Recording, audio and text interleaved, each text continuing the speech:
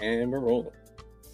Hey everybody, welcome back to an all-new X's for Show. I'm Nico, and you guys can check me out at Nico Action, NicoAction. I'm Dr. TK Accidental, and you can find me in the nurses' lounge causing trouble or on Blue Sky at TK Accidental.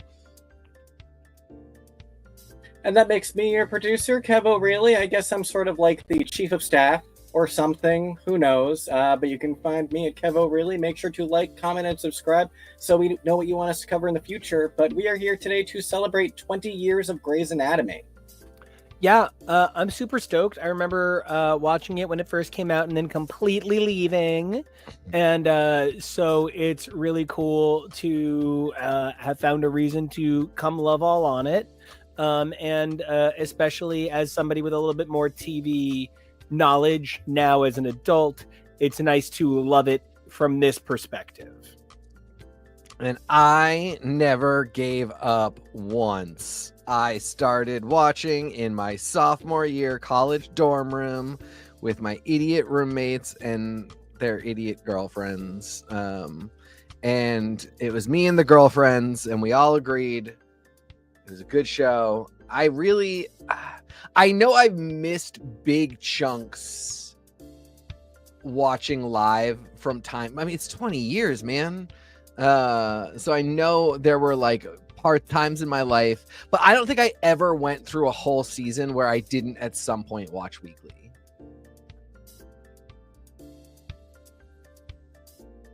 I love that. I think the writer's strike is what killed it for me. Sorry. I think the writer's strike is what killed it for me at the start. I was still into it when Private Practice started up, but I was kind of falling off. We moved to Florida for a little bit, and then I kind of lost track of it. But I was always kind of aware of it because it was something I shared with my mom for the first 3 seasons, and she stayed on right up until the day she died. Every week telling me, oh, it's gotten so stupid. Kev, you wouldn't even believe. Oh my God, the stupidest thing just happened. But kept watching because you know what? It's still very entertaining. That's for sure. And I mean, that is the attitude that I have always brought to the table. And it's that thing I say is like, I'm always very quick to say, I did not suggest that you guys watch it when you started rewatching it. I, in fact, said exactly as your mom did. They did the stupidest thing this week. It's so dumb. I mean, and like getting to experience a lot of the previous seasons through you guys and be reminded that like even when it's really bad or there's a really stupid like ongoing sometimes 2 or 3 season long story arc, character arc, something, there will also be like in the midst of that multiple episodes that are really poignant in a row, really good character arcs for other characters that are maybe just like a little more low key and like easier to forget about than like the really stupid arc that a character has. So it's getting to experience it through other people and sort of be reminded that like it's not so unforgivable to love this show. Yeah, and I see Andrew say it's like a soap opera, but no, I mean it is. It is literally a medical. Yeah, it's a primetime soap opera, and no one's being insulting by saying that. The term soap opera comes from the fact that the soap companies used to sponsor the shows, and that really is it. It's just sort of like that, like serialized, sort of like almost. It has to be repetitive, like.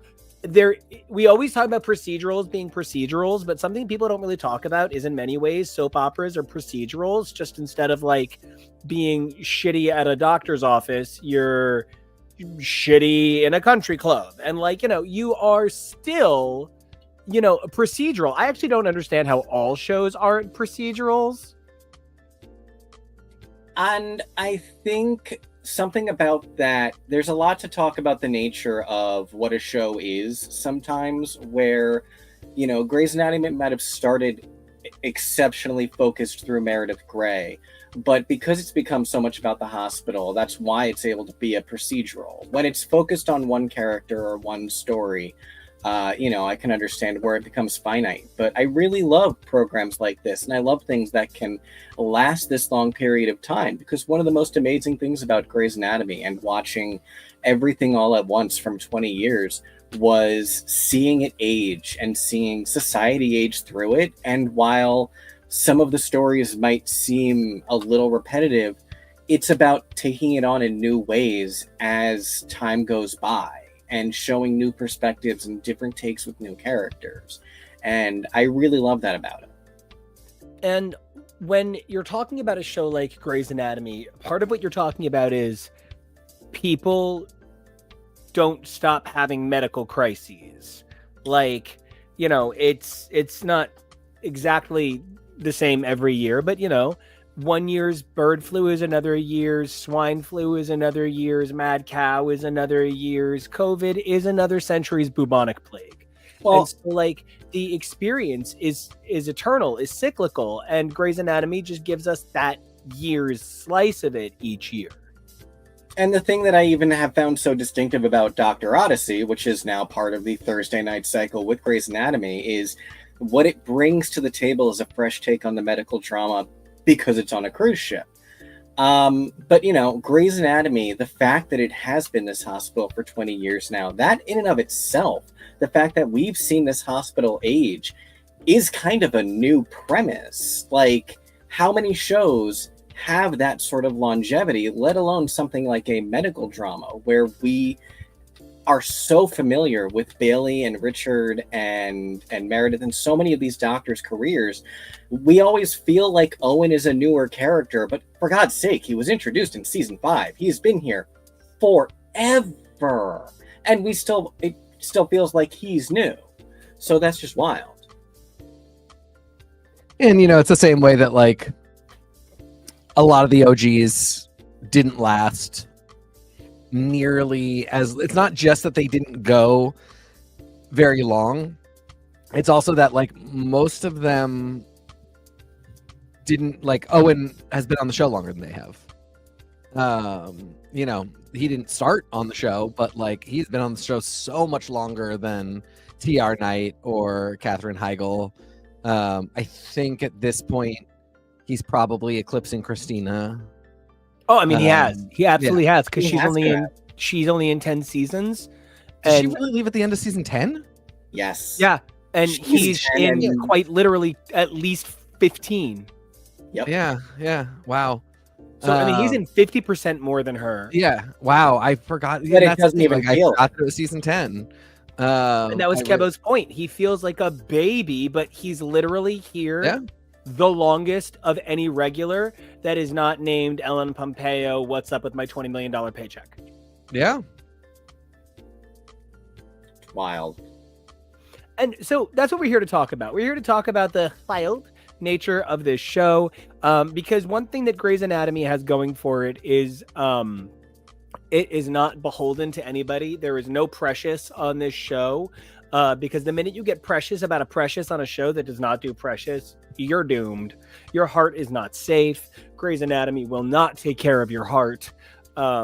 Ultimately, it will get you back to a good place, but the characters are doctors. So the primary concern is telling a story about medical professionals. And these medical professionals get their redemption. They get this opportunity to grow and be new people, but they're not protected. And I think the best example of not protecting them is George. First of all, I do want to say, before we even get into it, Grey's Anatomy is the king of that thing that happened that one time that did not matter or was a minor thing. Now it's a huge deal, and we're going to talk about it like it was always sacred. Like the 007 thing, I feel like you can go back and count maybe 10 references to it, and there hadn't been a reference to it in several seasons when he finally, 007's his way out the door. And so it's cute, and what a reveal, and what a shock. But I literally kept, when it happened, even knowing that was that episode and remembering having been told, I literally thought to myself, guys, get an ASL interpreter. You're being ableist. You're being ableist. this person needs an ASL interpreter. Get them an interpreter. And like, I was chagrined that that was so. This show is a show that like you're only sacred till you have pissed off Shonda, and she has every right to kick you off. It's her show. Yeah, I mean, I think it is pretty precious and pretty sacred as a rule. That I think that was kind of built into the foundation of the show, and then they had to rework it because it wouldn't stop. If it had been a 10-season show, I think it would have remained quite precious about its stuff, even though they will kick people off. But like, they kick people off, and I mean, the first person obviously being Burke. Right. And it's immediately something. This is the other side of the coin, and the thing that I've always really appreciated. It's not like Cristina goes, "Yeah, that was rough. Well, on to the next thing." It is a huge part of her character that she loved somebody once. They continuously hurt each other. They were constantly both in the wrong, and he eventually chose to leave her. And that is the foundation for a lot of her problems with Owen. That is a foundational part of when she eventually exits the show, which is her next big life step. He shows up again, and the show does a really good job of being like, no, I'm maybe not going to level up because I would have to interact with you, and like, it upsets me even that you came to ask me, because it's kind of like gloating. And so I really appreciate that they took all the time to do that, but then the show is absurdly precious about Derek and Meredith and their stupid post-it note wedding and just all of this stuff that it's like, till they torture murder him. That's what I'm saying. Yeah, exactly. I'm getting to that. Yeah, I did not mean to jump. I'm so sorry. I didn't mean to jump the gun on 10-year-old. No, but then it's 2 seasons before Meredith even touches the idea of dating, and I think in universe that's like 3 years, because there's the gap year, and I mean, for years she basically, until Scott Speedman, she basically says to everybody, like, I already met the love of my life. You're getting leftovers. Even if she had ended up with Andrew DeLuca, she says it to DeLuca the most. She's like, you're great, but like, this is like, anyway. He's just like, yes, mommy, okay, whatever you say. Yeah, exactly. He's just like, died from a gunshot or stab wound, whichever one, I forget. Yeah. Bryson, however they killed him. But I think Derek is where the show realized that it had to be a little more cutthroat, which is why Alex leaving is structured to be a little bit more of a water slide. Like, we're just going to get Joe out of it. Like, we do have to have the experience. Yeah. She does have to shoot out of the water slide, but like, we're going to go a little faster with this one. We're not going to, and it does get a little less precious, and it gets less precious about other things. It finds ways to give people other storylines so that their whole thing isn't their personal life, their romance, even their friendship. Like, Amelia is a really great example of a character who has so many personal touchstones that the show ultimately lets her let go of, because if it was Grey's Anatomy style, she would still be talking about drug addict Ryan and her brainless baby. And instead, that like is a thing that happened. It was very important. It was dealt with very lovingly, but she doesn't constantly bring it up. Although actually she did bring it up relatively recently, I think. But in a really that speaks to the point of when was the last time you heard her talking about it. Yeah. Exactly. So, okay, we actually have an agenda today. We do. We got a game to play. And it's so tough because like the difficulty is, just like these doctors, we just want to hang out with our friends and love each other. And just think that is not what they want to do. They want to do groundbreaking surgeries. No, they want to get credit for doing while hanging out with their surgeries, but absolutely none of them wants to do anything. The amount of drinking on this show is only paralleled by me at a Talking Heads tribute last night. So surgery is a group hang on this show, obviously. So we're here to pull a big old Bailey and grade these interns top to bottom. We're going to read them for filth, and then we're going to read them for clean, and then we're going to just read them to sleep. So it is time to talk about Grey's Anatomies. And, there's no other way to kick this thing off than with Ms. Grey herself. Meredith Grey is such a hard, mean, concrete bitch. And she's also a teddy bear with the heart of a hard, concrete bitch. And the thing that I love the most about her is she wishes she didn't have those instincts. She wishes she wasn't hard and angry at first, and then comes to realize life made her hard and angry, and so she'll get to keep other people soft. And I think she's an S. I think she is S in every way that matters. As far as I'm concerned, I would love to kiss her S. So, yeah, she's 100% S to me. She is a Grey, like her cousin Jean. She is the medical phoenix. And that's why I wore this for you today. Yes, I love it. She and Ellen Pompeo have kind of dovetailed and are really one person. And it feels like Ellen Pompeo's voice has taken over a lot more lately in terms of Meredith shows up to repeat values that are shared by show leadership, but are also Ellen Pompeo's values. And Ellen Pompeo shows up not on the show, but in life to say, women deserve to be paid as much as men. Women deserve to, women should be able to have 13 failed pilots and then command the highest salary on their show, which is the thing she talked about lately. And she was so graceful about saying, this is not anything against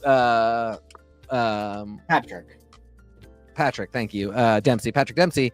You ask for what you want, and if you get it, you get it. No, that's nobody's fault. But no woman ever thinks she can do that, and it never happens. And she has just commanded so much respect. She talked a lot about how she would rather do this show and not seek creative interest or artistic interest, and just have job security, and how that has affected her life, which is also amazing because I don't need all. I love an actor who is in love with the craft and only wants to do great roles. But I love an actor who says, yeah, this is a fucking great paycheck. And, I'll show, especially when she still brings the chops after all these years. Anyway, I love her. She's an S. So obviously Dead Mom Boy with Grey's Anatomy feels Meredith Grey. There's a lot that I see of my mom in her. Not in that she's similar because she was, so much younger than my mom when this started, but I realized today that I am 39 and my mom was 45 when this show started. I'm almost her age of when this show started. So that's really interesting. And, viewing Meredith Grey through that lens and thinking about how much I've grown up with her and how much the world has. And like you've said, everything about Ellen Pompeo and the woman that she has turned into with the power that she wields. She's like the anti-J.K. Rowling. She is this woman who quietly accumulated enough power for herself that she can do good and sustain, but not become some kind of tyrant. And she's just really such an amazing person. The character is such an amazing person. This week was amazing. They didn't do anything extra special for 20 years because it just was coincidental that they fell on their 20th anniversary, since it started on Sundays and now it's Thursdays. But even then, it was a great scene for her. And even 21 seasons in, they're doing such amazing things still for her character and giving her such power. And it's really cool to see. I don't think it was a question that any of us were giving her an S. So, and it's even hard to talk about, because I feel too many people, when they talk about Buffy, immediately want to, and I feel bad saying it, but insult Buffy, want to give the character a hard time because she has a bit of a superiority complex. But it's actually something that I feel too many people want humility from superheroes. One of the things I love is that because the nature of medical is we actually accept that those people probably have a God complex. We're not here to rate that, but superheroes aren't actually real. no superpowers like, you know, Jean Grey has are real. So we don't have an actual barometer to compare that to. And so with Meredith, we allow the cockiness, we allow the hubris in place of humility, because we permit that in the real world. But since there's no allegory for a superhero, we trounce it in a superhero. Yeah. So just a thought. It's rude. Now, I am probably going to get in a little bit of trouble here. I'm giving this character an amazing A. I love her. I think she's incredible. I think she is spectacular, but not every single character can get an A. S even. Not an A even. There's 645. So like, how can they all? So I'm going to give her an A, and I think she's great. This for me is like when you do that thing on the SATs where you're like, it's been 3 C's in a row. The next one can't be a C, right? But then you get to it and you're like, literally the only answer could be C. I don't know what to do here. This is insane. She is an S for me. I legitimately almost thought about putting in an S+ tier and not saying anything to you guys, and then just having because I would give it to her. No, I get it. I would give it to her over Meredith. Yang to me is the best character on the show. I think, she is kind. She is incredibly hard. She's flawed. She's talented. She never ceases to define herself by the boundaries that she has worked really hard to set.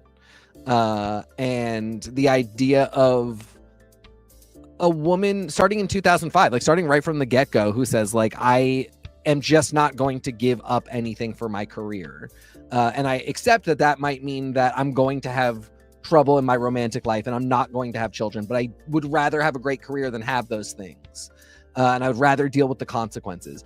Felt so groundbreaking to me at the time, and felt like such a constant reason to question.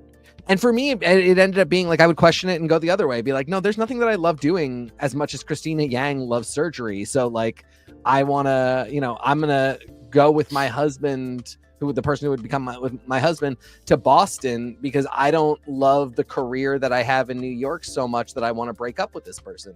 But a lot of it was from watching Cristina kind of say the opposite. Like, I will absolutely just abort this fucking baby because I don't want to have children. I don't want surgery to get in the way of doing that.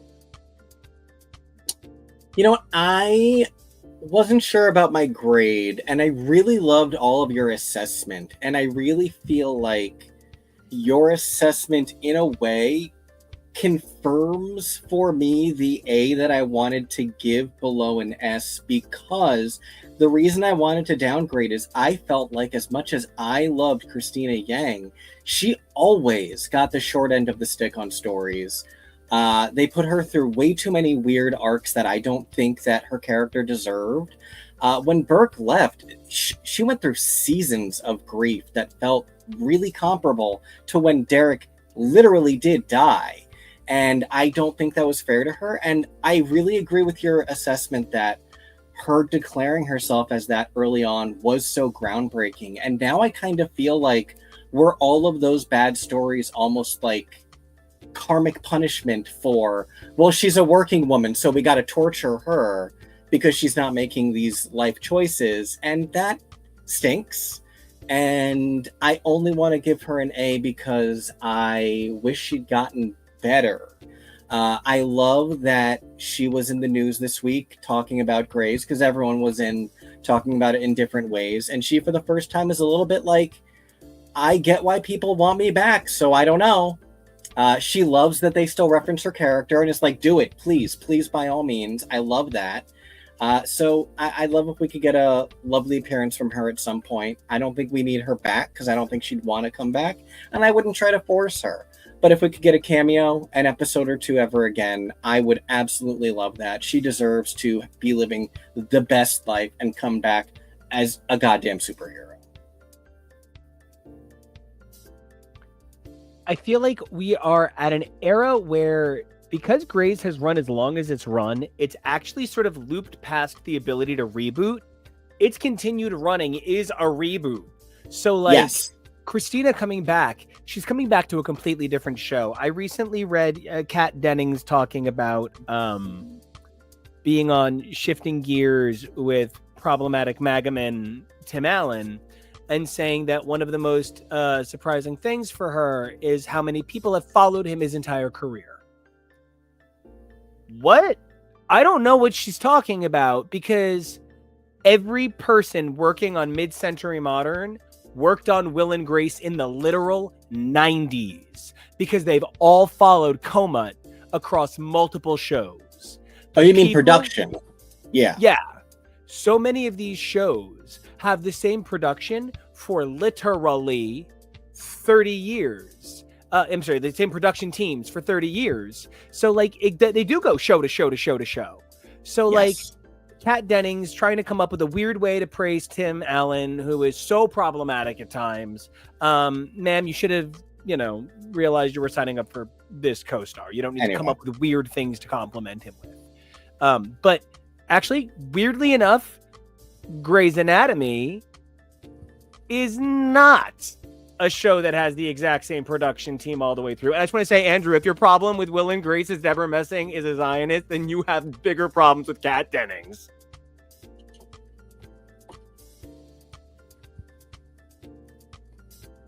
Why did this come up? Which part? The production team stuff. Oh, just because, like, if she comes back, essentially, Cristina Yang is coming back to a totally different show. It's essentially a rebooted show in comparison to shows that actually do have the opportunity to reboot. So then the comparison, though, that winds up being interesting is Cristina was around long enough to still be important to modern Greys. Izzie is just a biblical demon. Oh, 100%. So old. She's the Elvad monster. She's the big bad demon that creeps into your beautiful little doctor mind during your intern year, and it convinces you to cut the Elvad wire after you sleep with the hot man. She stole one of our people in the night, and we never saw him again. She crazy.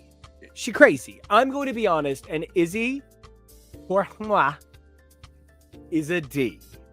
And nothing to do with Katherine Heigl being remarkably unpleasant, according to the people.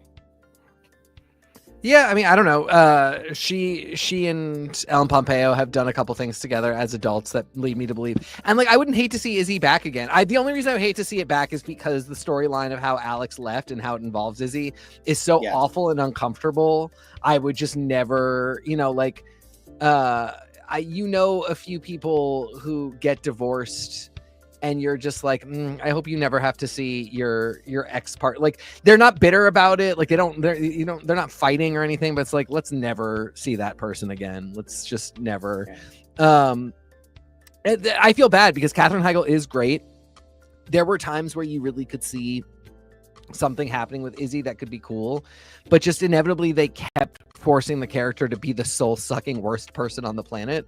And then on top of that, she's been gone so long, and the show has changed production and ideas so many times that the millions of dollars that she was bequeathed by her husband that she used to buy a clinic for the hospital, that clinic has been renamed twice, I think. So, like, the new students don't, it's paved over. They literally don't know who this woman is. It's Gray Sloan Memorial, and they know there's a Gray who shows up and yells at them about Alzheimer's. So they're like, that's our lady. They have no idea who Izzie is. She doesn't affect their lives.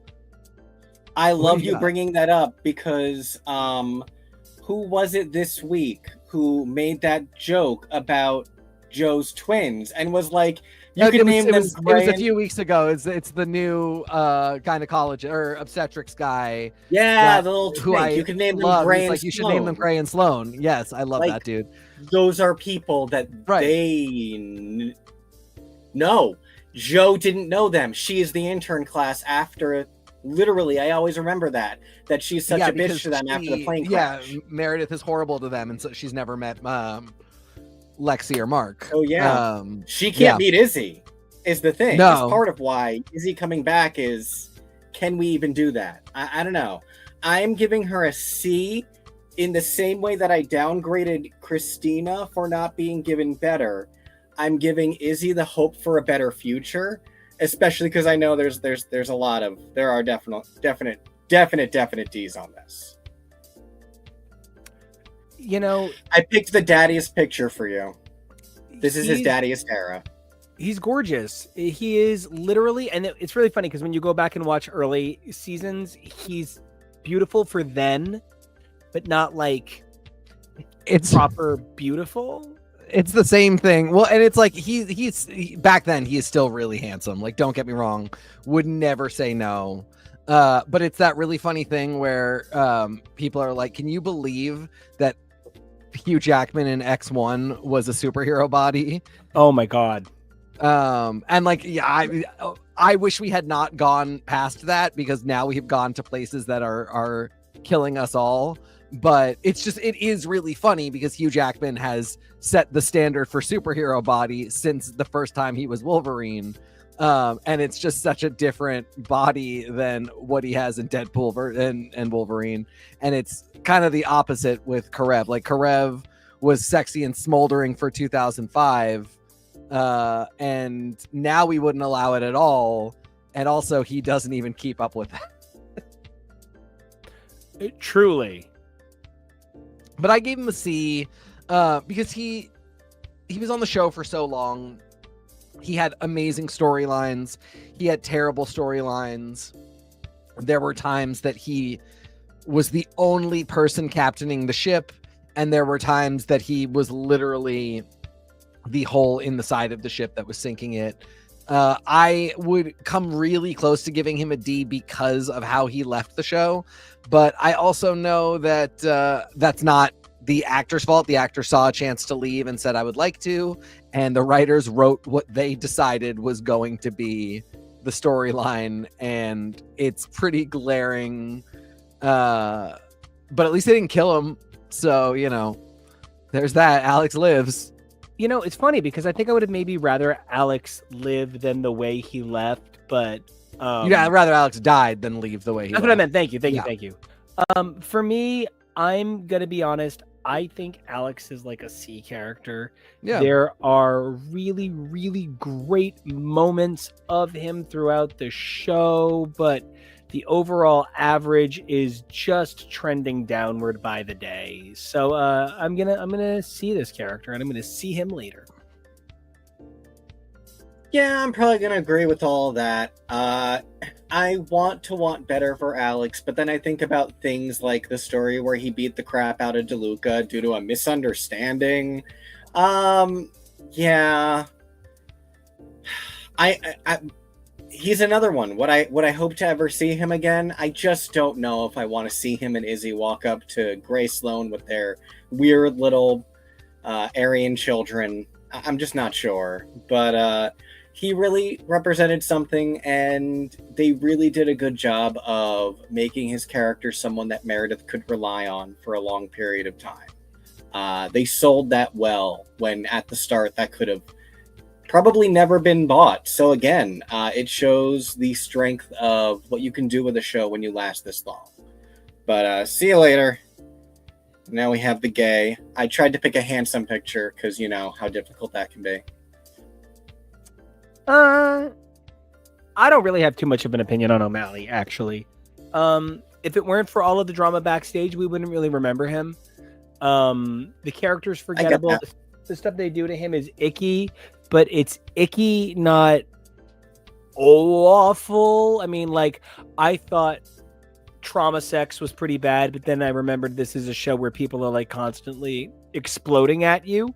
So, you know, if you accidentally like chop up Alex's dad's heart or whatever. So I feel like he's here. Oh, I know he is. George is he's just a B or a C. I don't know. Somebody sway me one way or the other. I'm gonna go B because unlike Karev, he consistently had a really good heart and did show a lot of growth in the series. I think he would have gone on to do a lot of what Owen does in terms of being a decisive doctor had TR Knight stayed on the show. Yeah, I mean, I don't know. I think he is a B, and he got to leave before it could go in a bad direction. So, I want to set the standard for that with him and give him a B. Yeah, okay. Sometimes I only remember the bad moments with George where he had the awful ragamuffin haircut that made him look 6, and he yelled at people and fell down the stairs. But there was also a lot of heart there. They delivered Miranda's baby. Yeah, and even with what's her name, Sadie, like he tried to help her, and she was the bad one. So yeah, sure, I'll go with B. I mean, I feel like people give. Oh, you guys convinced me for a B. I feel like people give Cristina this. She's a magical super creature. I don't know why they don't give it to Bailey more, and I think it's because people camp two ways about Bailey. MASH ran so long that the early years are a sitcom and the later years are a drama. Bailey started out the meanest person in high school, and by the end she's the sweetest person on the planet. And so it's about her healing through generational trauma, her healing through personal trauma, her healing through the traumas that we engender toward women and Black people.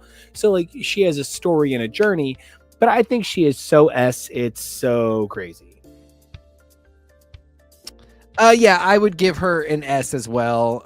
The melding of heart and tough love and managing to be a parent, having some really, really serious character flaws, and actually flirting with those being career ending, and also life ending, like the episode where she goes to the other hospital because she thinks she's having a heart attack, and she is exceedingly flawed in ways that are not. She would be worried about other people in her OR if they were that flawed.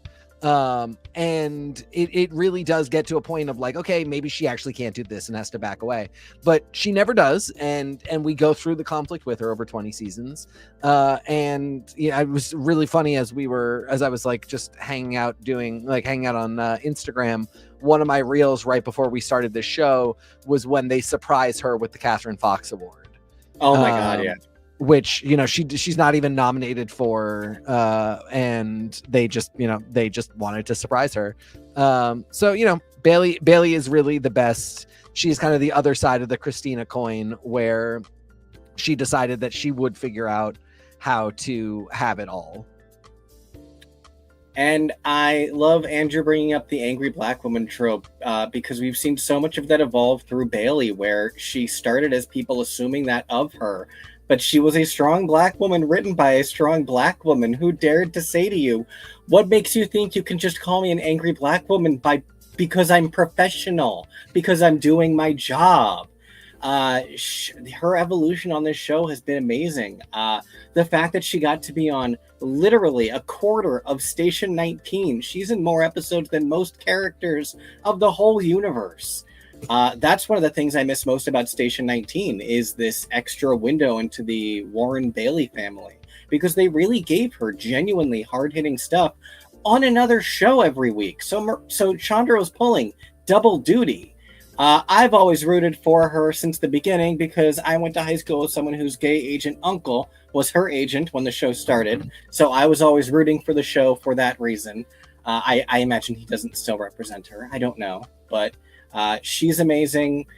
It really is her show in so many ways. It's that thing where even though Friends was Rachel's show, it was really Monica's show.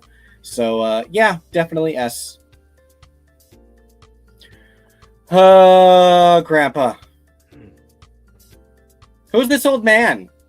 I think I saw him wandering the halls. Okay. I I do love him, but we are facing a point where his character is forcing us to talk about difficulties with aging, and like when they're doing it on purpose it's one thing, but the thing we're not talking about is that it seems sometimes like the writers just don't want to write for him because he's an older man. Like there's this oh well, we're done with him. And I love Richard. I like a lot of who Richard is, and I like a lot of what they've done with him over the years, but I do find myself lost for where to go. Yeah, I mean, I love Richard. Richard as a part of the mythology would probably get an A. I think Richard currently still on the show is like a B or a C. I also like a thing that I've always hated is that this show was really weird early on about constantly having people be like, you know, Meredith and Cristina were each other's best friends, and they would say, you know, you're my person, but they would also be like, don't cry, don't show emotion, like don't hug me. And there are so many times where Meredith has no more parental figures left. And she keeps going to Richard, you're not my father. Girl, you don't have a father. Like, you're so lucky that you have this guy in your life that loved your mother and wants to mentor you. And like, I get the part of it is like, she's getting in her own way. She's so broken. But the show then never had this moment where she goes, you know, Ellis was broken by the time I got to know her. My dad was always terrible. You mentored me. You looked out for me. My mother loved you so much. And I know in your own way you loved her. You're the closest thing to a father I will ever have. You're also the father of my sister, biological father of my sister. And like you know, that they've never done that. Just, I don't know. It brings, it's not his fault, but it brings him down to a B or a C for me. And now I feel like I'm giving him a C because they just should have let him retire. Go out of here. I really love everything you're saying, and I think it even represents how there are still frontiers for this show to break. Like, I would love Zola calling him grandpa and it catching him off guard. Well, Maggie's my aunt, and you've known him since you were a little girl. Was that the wrong thing to do? And sort of exploring those options with him. They really need to figure out something to do with Richard, though, because it's a lot of just the last big things I can remember for him are X's and O's and Beanie Feldstein wandering into surgery because he didn't check her credentials. We need to do something with that. I don't want him gone, but they need to figure out a better situation for him, because when he was challenging doctors this week, I was like, really? Because every time you challenge a doctor, it tends to fall back on you. So, B, because, you know, good dads are so rare, especially on this list. Well, and you know, the problem is sometimes he's a good dad, and I would say that's a positive, but sometimes he's a bad dad, and I would say that's a negative, you know? It's the positives and negatives. We did it! I, from here, want to say that, you know, ultimately, like I said, he's a B.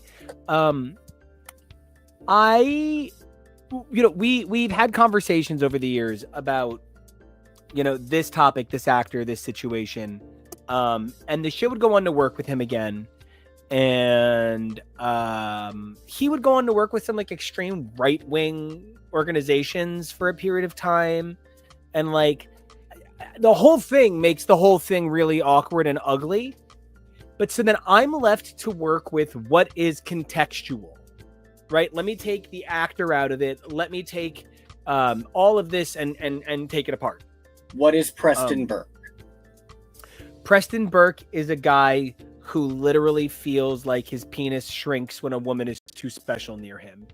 And you know what? If your fucking tanks knew what to do, you wouldn't feel that way. And so I'm not here for that. If you don't have the man tanks inside, if you don't have the strength of self inside, then you don't deserve a Cristina. And this show is a show that really only has Cristinas. So it sounds to me, sir, like you are a D. Yeah, it's a D for me too. Even though his mom is Dehan Carroll, she should have been on the show more. Yes. We should just gotten rid of him. Yeah, I mean, like it's, yeah, no. D. And it's so funny that the situation you're describing is in so many ways, not that we ever hated Jackson, but it's what happened to Jackson where we got him. Then we got his amazing mom, and we did keep the mom. We just there was no doing that with Jackson. I think they do a better job because, like, it's like Nico said, like you can't. Preston, if your mom knew how you are, she would hate you. Like the fact that we see her and she's just being bitchy to Cristina sucks. But again, the actor's so good that you just kind of go with it, and there's humor to it, so it's just whatever. But then, like as Nico said, Preston seems to be somebody who his manhood feels threatened by strong, powerful women. His mother is the strongest, most powerful woman, and if she saw him being such a giant man baby, she would hate him. Burke is the Brandanowitz of this Parks and Recreation. Yeah. And then, which I think that means that their secret show that they film would be called Philly Parks and Recreation. Yes. So yeah, D, get out of here. This isn't one that I necessarily need to see come back. Nico, how is he aged? I think he's so beautiful, and I think he is amazing, and I'm going to marry him. I'm going to marry Derek Shepherd, S+. He's so beautiful and gorgeous and amazing, and just wants to support me and thinks that I'm beautiful. And when he's insecure, it's okay because I will just dick slap him until he understands his purpose. But that's different. That's because I am Meredith, and I'm here for him. I wasn't sure. You started this so in love with him, and I wasn't sure how you would feel 600 and some odd episodes at the end of all this. Oh, I'm hoping they reveal that he's just secretly been working for the Obama administration and he's not dead. I'm holding out hope. I mean, and then she'll have two beautiful men, so it's no big deal. Yeah, I think I haven't given anybody an A. I think I'll give it to Derek. He's great. He's also very flawed. But again, I think like part of the point is that he is flawed. And I think it's something I said in the past. Like it's sometimes a little annoying that he has Captain Picard flaws, where they keep being like, "Oh, he's not good with kids," and then he's actually really good with kids.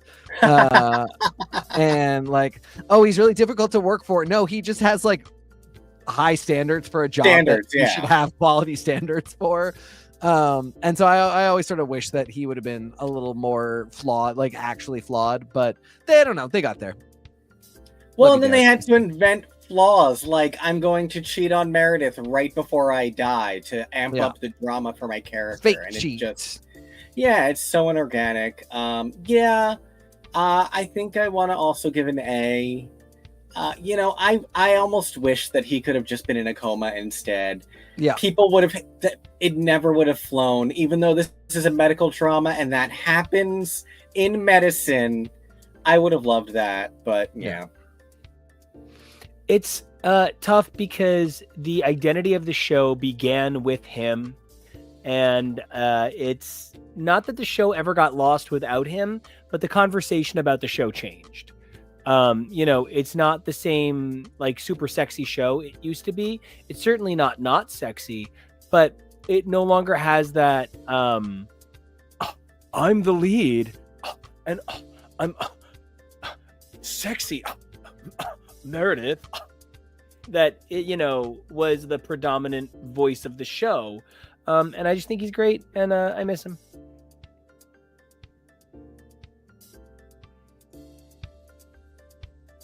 Has anybody not gone on Derek? Oh, okay, cool. No, there's only two of us. Yeah, this one's tough. Are you asking me about best parts Addison?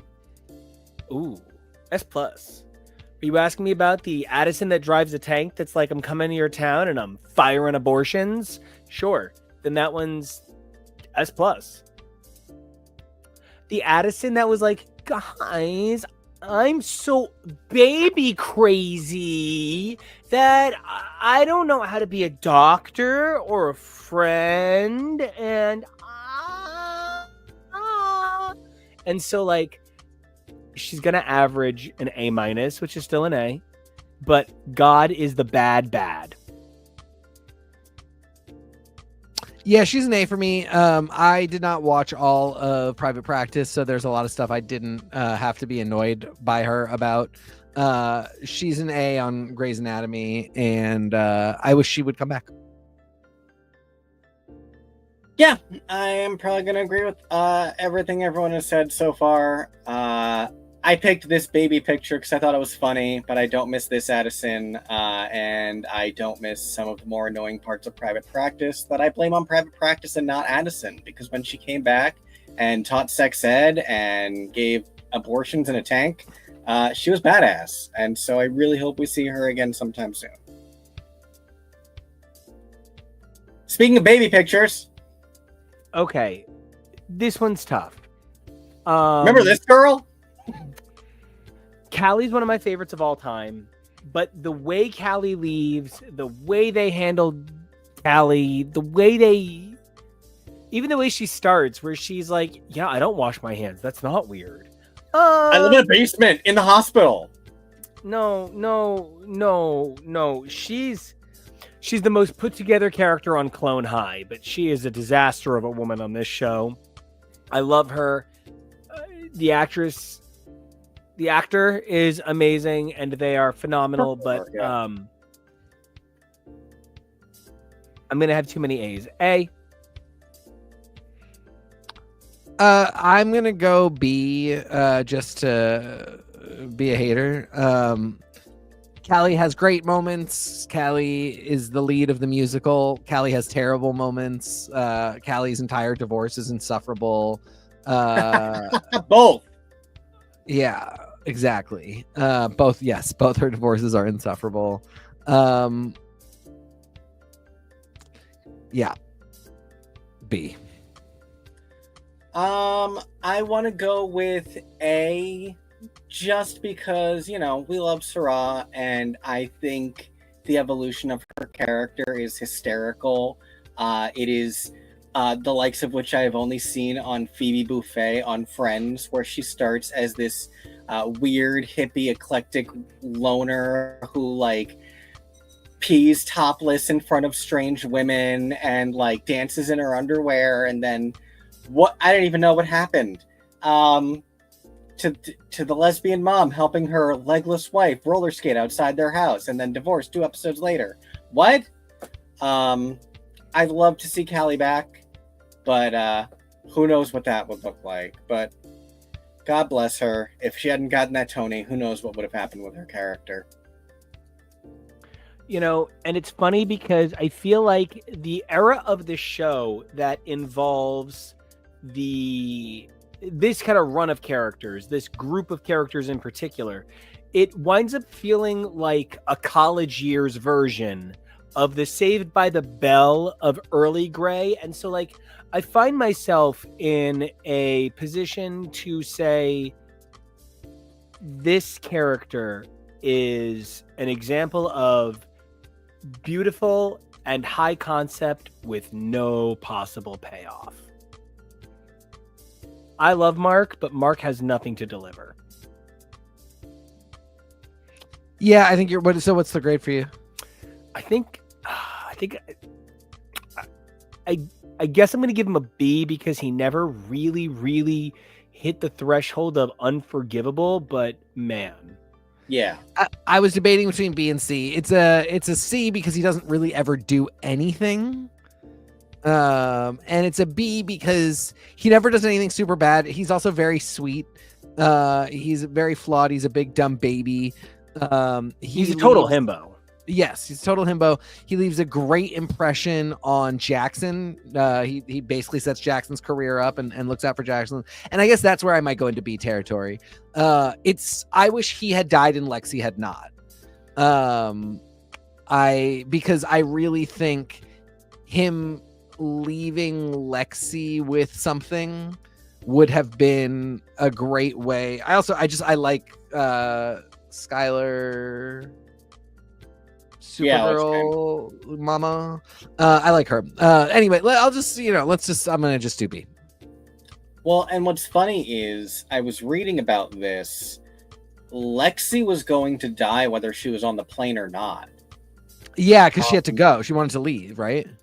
And so she was actually just going to die in a random accident, like falling at the hospital, like slip, while everyone else was in the plane crash. And so I even agree, because I loved Lexi, and I feel like Mark had so much run his course. I loved him and found him sweet, and obviously found him sexy.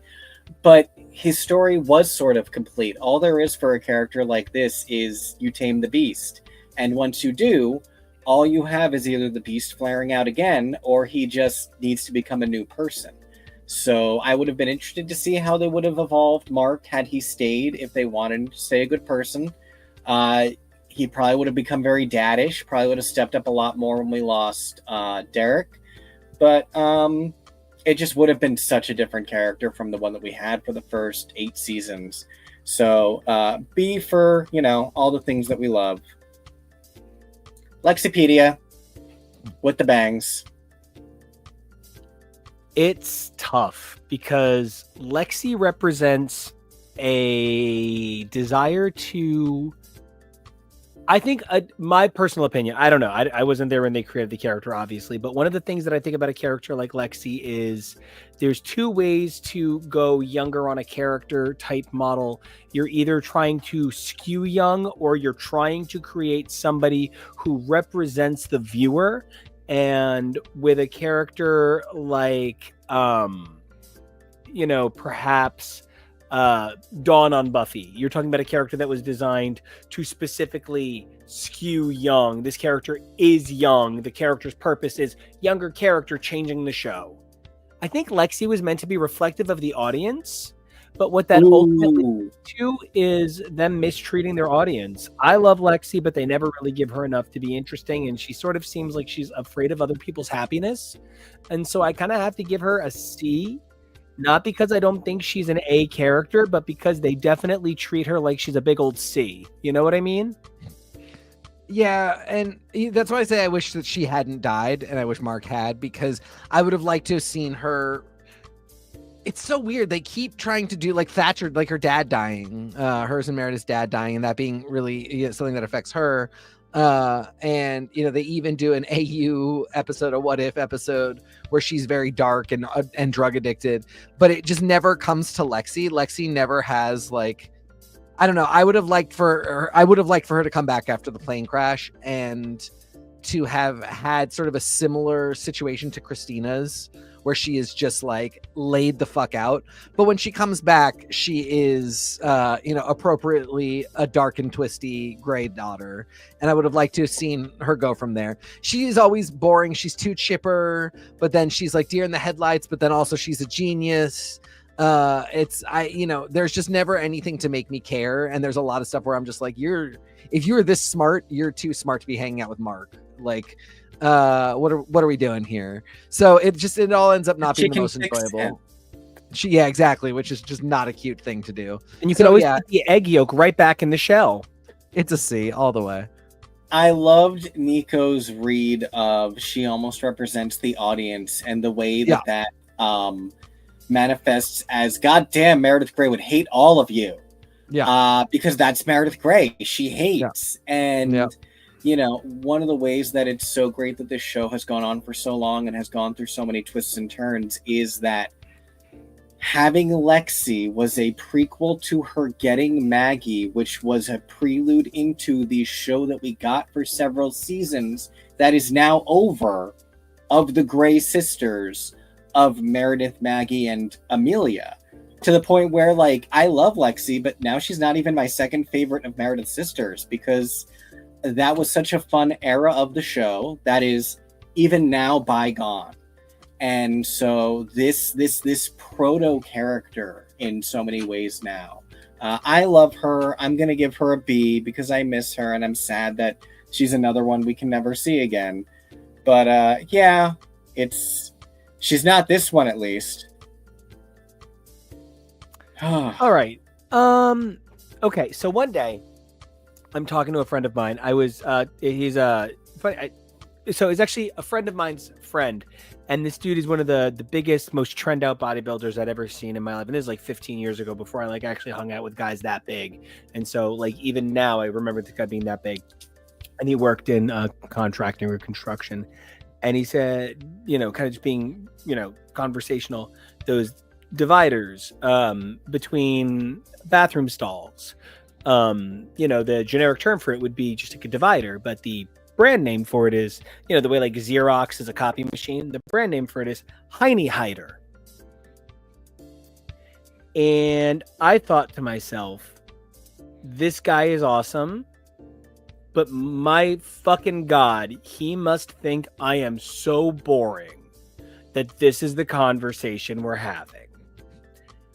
I believe that would be the high point of any conversation with this foot. She is a lovely actress who gives a terrific performance of a foot being a foot in a wig. Stepping in it. Just stepping in it and being written out like she is the worst. She is Pretty Bell closing fast. In my life, in the course of Grey's Anatomy, and in the course of my life, don't know that I have ever seen, at least this is top 5 most abrupt character departure escape I've ever seen in my life. It is so insane. She just walks away from the hospital one night and never comes back. Mid-season. Insane. It's very Mandy. Worse. It's worse than Mandy. It's not as bad as erasing Mandy from existence, but it's worse than Mandy's departure because that was at least between seasons. I will say she disappears at the end of the penultimate episode of the season with like a massive storyline hanging over her. Oh, that's right. She wasn't even in the finale. She's not in the finale. No, she was and at the shooting. last appearance she has, she's miserable. Yeah. Anyway. I went with B. She was a very early queer performance. I really like that she's not standard attractive. And I, in some ways I really like that she's super unpleasant. She just isn't what the show was giving us or led us to expect. I thought she was a really good entry for Callie into dating women and really kind of pushing that storyline in a way that like was interesting and not really the sexiest thing ever, but much more practical. I don't know. I always liked the actor. I liked the way she sounded. I liked that she was like generally kind of unpleasant. And she wasn't around that long. So, she didn't get to do much. It occurs to me that I think even part of the issue was she is, like you say, so unpleasant, and kind of so was Callie very frequently, and that didn't work. Do you know who she could come back and date now? Amelia. Amelia has, but like, or Millen, yeah. I was gonna say Helm, but Helm. I think Helm has a hardness, but a positivity that would be such a contrast with. I wouldn't hate seeing her again. Honestly, I'm just so baffled by what they did to her character. Yeah, it's like so early on. Again, this is another one where they didn't know they were going to be on for 20 seasons, and that like, they thought that they were just kicking her off because they only had one more season left to worry about. So I'm gonna go with C. Fair. Oh, hello. D minus F. Almost put an F category in to compliment the S plus so that he could be in it. Hate this man. F, set him on fire. But only for Owen. You know, exactly. it's funny because I would maybe smash Oh at yeah, times. Oh yeah. yeah. There are times that he does in fact look like his best friend is named Donkey, but I think I do too. That's why I wear the glasses on air now. And I didn't get a bad picture on purpose. I was just lazy. I don't know. Here's the problem with Owen. He's representative of an ideologue that is inescapable within the realm of modern American medicine. So to only have links, you would just be crying foul all the time. Owen's fine. He gets a C, but Yeah, I give him a D. I hate him. He is stupid, toxically masculine. The fact that two of his biggest storylines have been about him just being a fucking square. And one of them is going on right now where he's like freaking out because his wife is attracted to another woman who kissed her and she completely did not reciprocate and then told him immediately. It just, he would be getting a C or a B if he was like, God, I'm ridiculous. You know what I mean? Like, I don't mind a man who's traditional and like maybe so milquetoast and boring and so unaccustomed to anything outside of his lane that when something outside of his lane shows up, he acts weird. But then that guy has to be like, oh my God, this is totally my red flag. I'm really sorry. I'll figure it out. And instead he's like, no, I was right to yell at you about that woman kissing you unprompted. He's so Principal Skinner. I fucking hate him. I really wish he had been killed. Since we killed the men so easily on this show. I wish it had been him. I hate him. I want him gone. I really like Kevin McKidd and other stuff though. It's not Kevin McKidd. He's great in Rome. Sorry, go ahead. No, you're fine. I want to say C with the hope of a B, because I really appreciated his ultimate reactions this week, specifically contained to one episode even. They didn't make him, hem and haw for 3 episodes about an open marriage. It could be a really annoying story that goes horribly. That would really especially be annoying because, like we're saying, Owen kind of needs wins for us to keep enjoying him as a character, and Kevin McKidd is parked. He doesn't seem to want to go anywhere, so you have to keep us liking him. So if he can weather this story well, I would really like that. But we'll see how that goes. Arizona, when I was a kid, I thought having a watch that I could go rah, rah, rah, rah, rah, to would make me a superhero. And you know what it's basically made me? It just sort of makes me feel like someone's assistant. I thought when Arizona came on, she was going to be a superhero, but she just basically operates as Callie's assistant. She never really comes in and lights up the day. Her great creation that we referenced for several seasons was organizing a cart. Do you know what? I worked in the library. I organized a cart too. Where's my fucking award? Are you kidding me? We're giving this woman a Catherine Fox because she discovered the Dewey Decimal System for gauze pads. Congratulations, size order. I'm a genius too. Where's my Mensa certificate? B, and I'm being generous because I mostly think she's adorable. I gave her an A. I really like Arizona. She actually is an excellent doctor, and it does come up a bunch of times. She learns the neonatal surgery from Long Kiss Goodnight, and then stops Long Kiss Goodnight from going blind. No, from dying. She does make Long Kiss Goodnight go blind. She is. So anyway, that's why she's not an S. She'd solve the blindness. She'd be an S. I don't know. I like her more than Callie. I like that she made the really cool choice to have sex with Hillary Burton, which I get that choice. And yeah, I mean, she's a one-legged wonder. Go girl, go piss girl. I love that we've now had all 3 of the One Tree Hill girls on the I show. know, but I really want them all to come back. I also really want Elliot from Scrubs to be like, after that one time I came in as a waitress and diagnosed my son, I went to medical school. I'm now here to do my internship. Yeah, I really, because what's her name was also a doctor, right? Yeah, I Matthew believe Morrison. So. Yeah, so they all could come back. That was fucking amazing. She's sworn off men after Matthew Morrison. So yeah, now exactly. So she and Sophia Bush could make out all day long. That's what we need. Yeah. But what we also need is Arizona to come back some more. She's another one who I'm glad we got to see recently. She's so sweet, and like you said, she's one that they always make sure to. Her credentials are always serious, and that's really cool.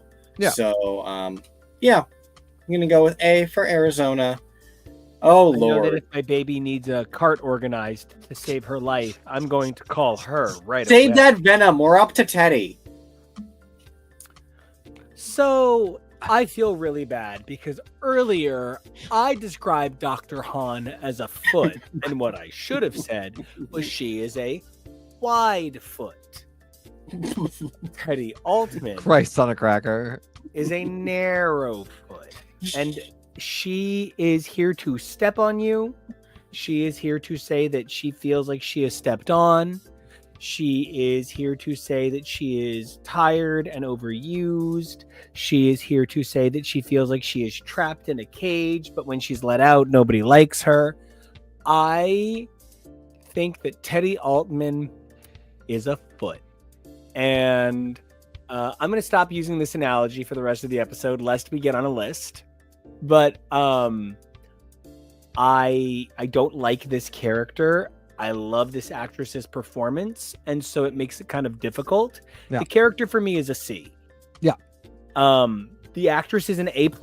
Yes. But yeah, it's not going to average above a C. Yeah, no, it's I that is exactly what I was thinking. I really like Kim Raver, and she clearly shows up ready to play.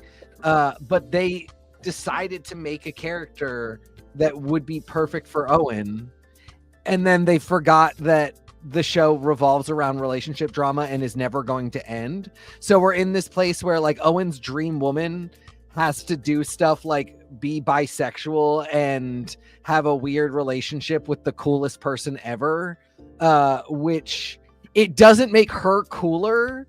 It means that like that one loser, accidentally stumbled into something awesome, completely fucked it up, and then also made you deal with her stupid relationship drama as a result of that. And I just, she's had so long to be like, no, Owen, you're fucking lame, and I'm gonna go do cool stuff. And I even thought we were gonna get that with Sophia Bush, and maybe we still will because it's going in a direction. But like, Kim Raver deserves better than Owen. She deserves better than a lot of the storylines they give her, where she's like, she has to be both his ride or die and also henpeck him.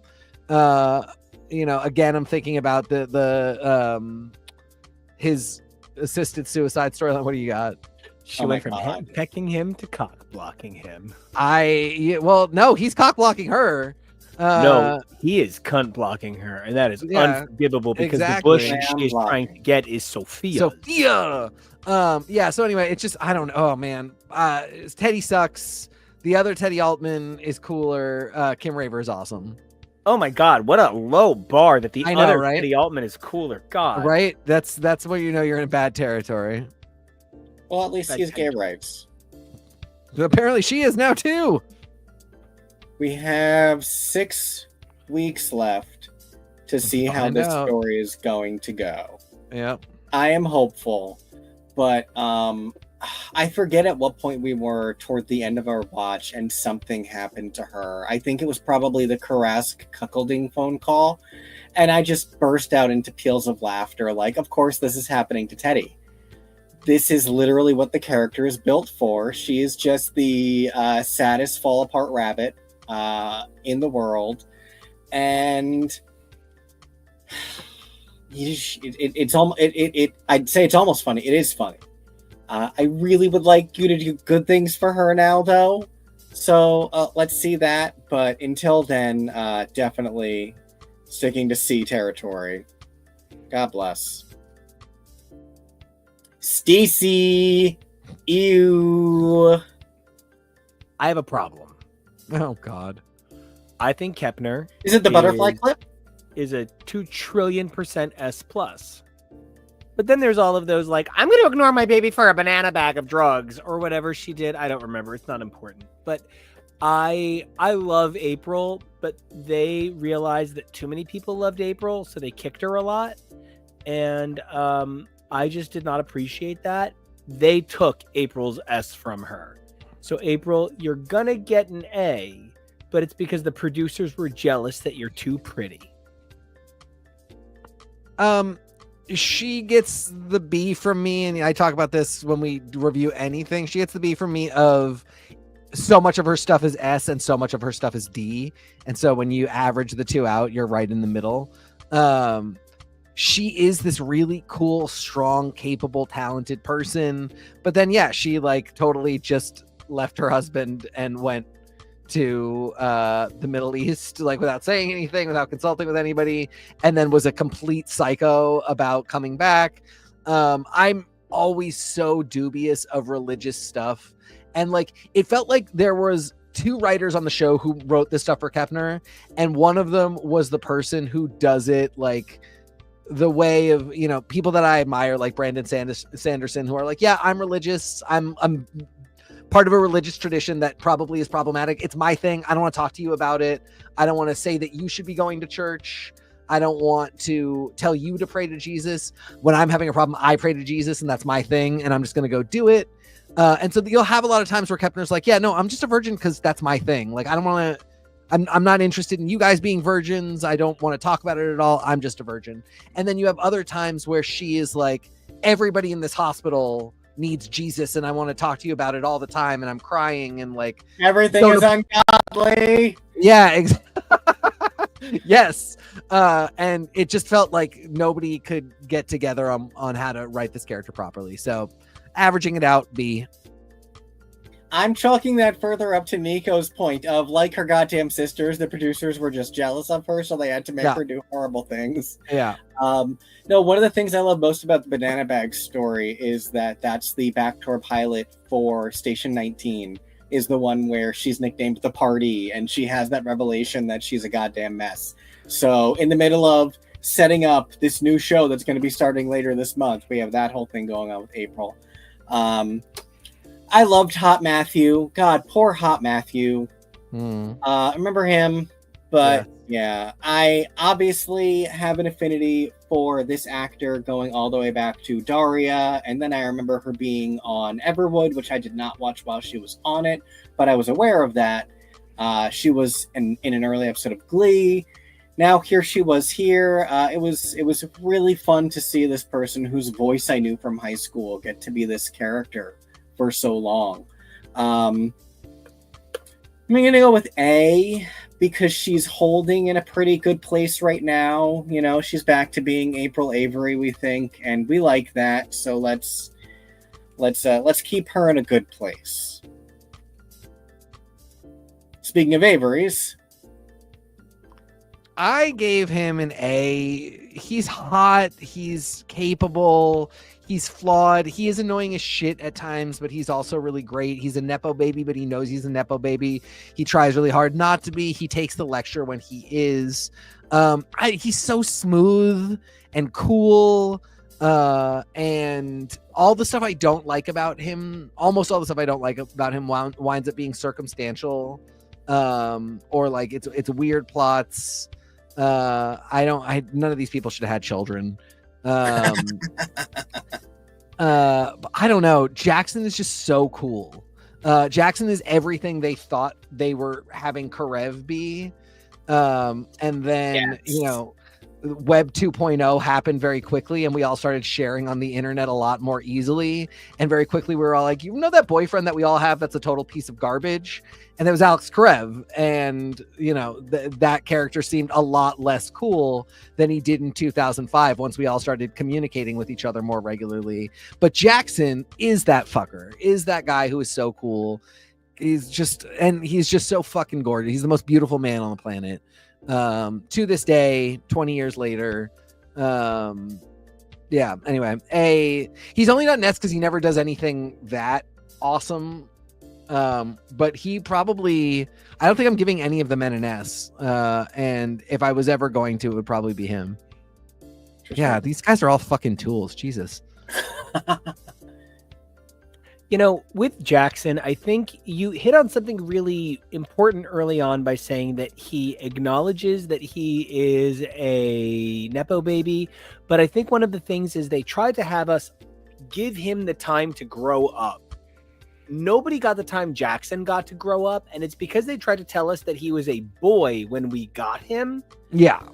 No, you're a doctor. You're not a boy. You're not a boy. You can't cut into people and be a boy. And so I find myself a little lower on Jackson. I think the actor is one of the most beautiful men to ever be committed to screen. But like Gwarsh, he's a little uneven, and so I got to give him a B, and that's a B at best. Fair.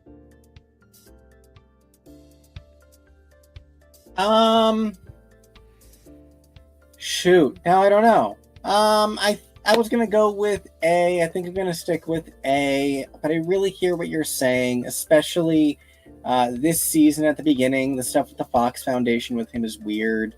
So I really want them to make him get right with Meredith before this season is over. I think I might have seen that he has another appearance. So hopefully, we'll see. Oh, Lord, this one. I gave her a C because fuck Joe. I'm sorry. I think a C is really nice. I'll give her a C too because you said to. Yeah.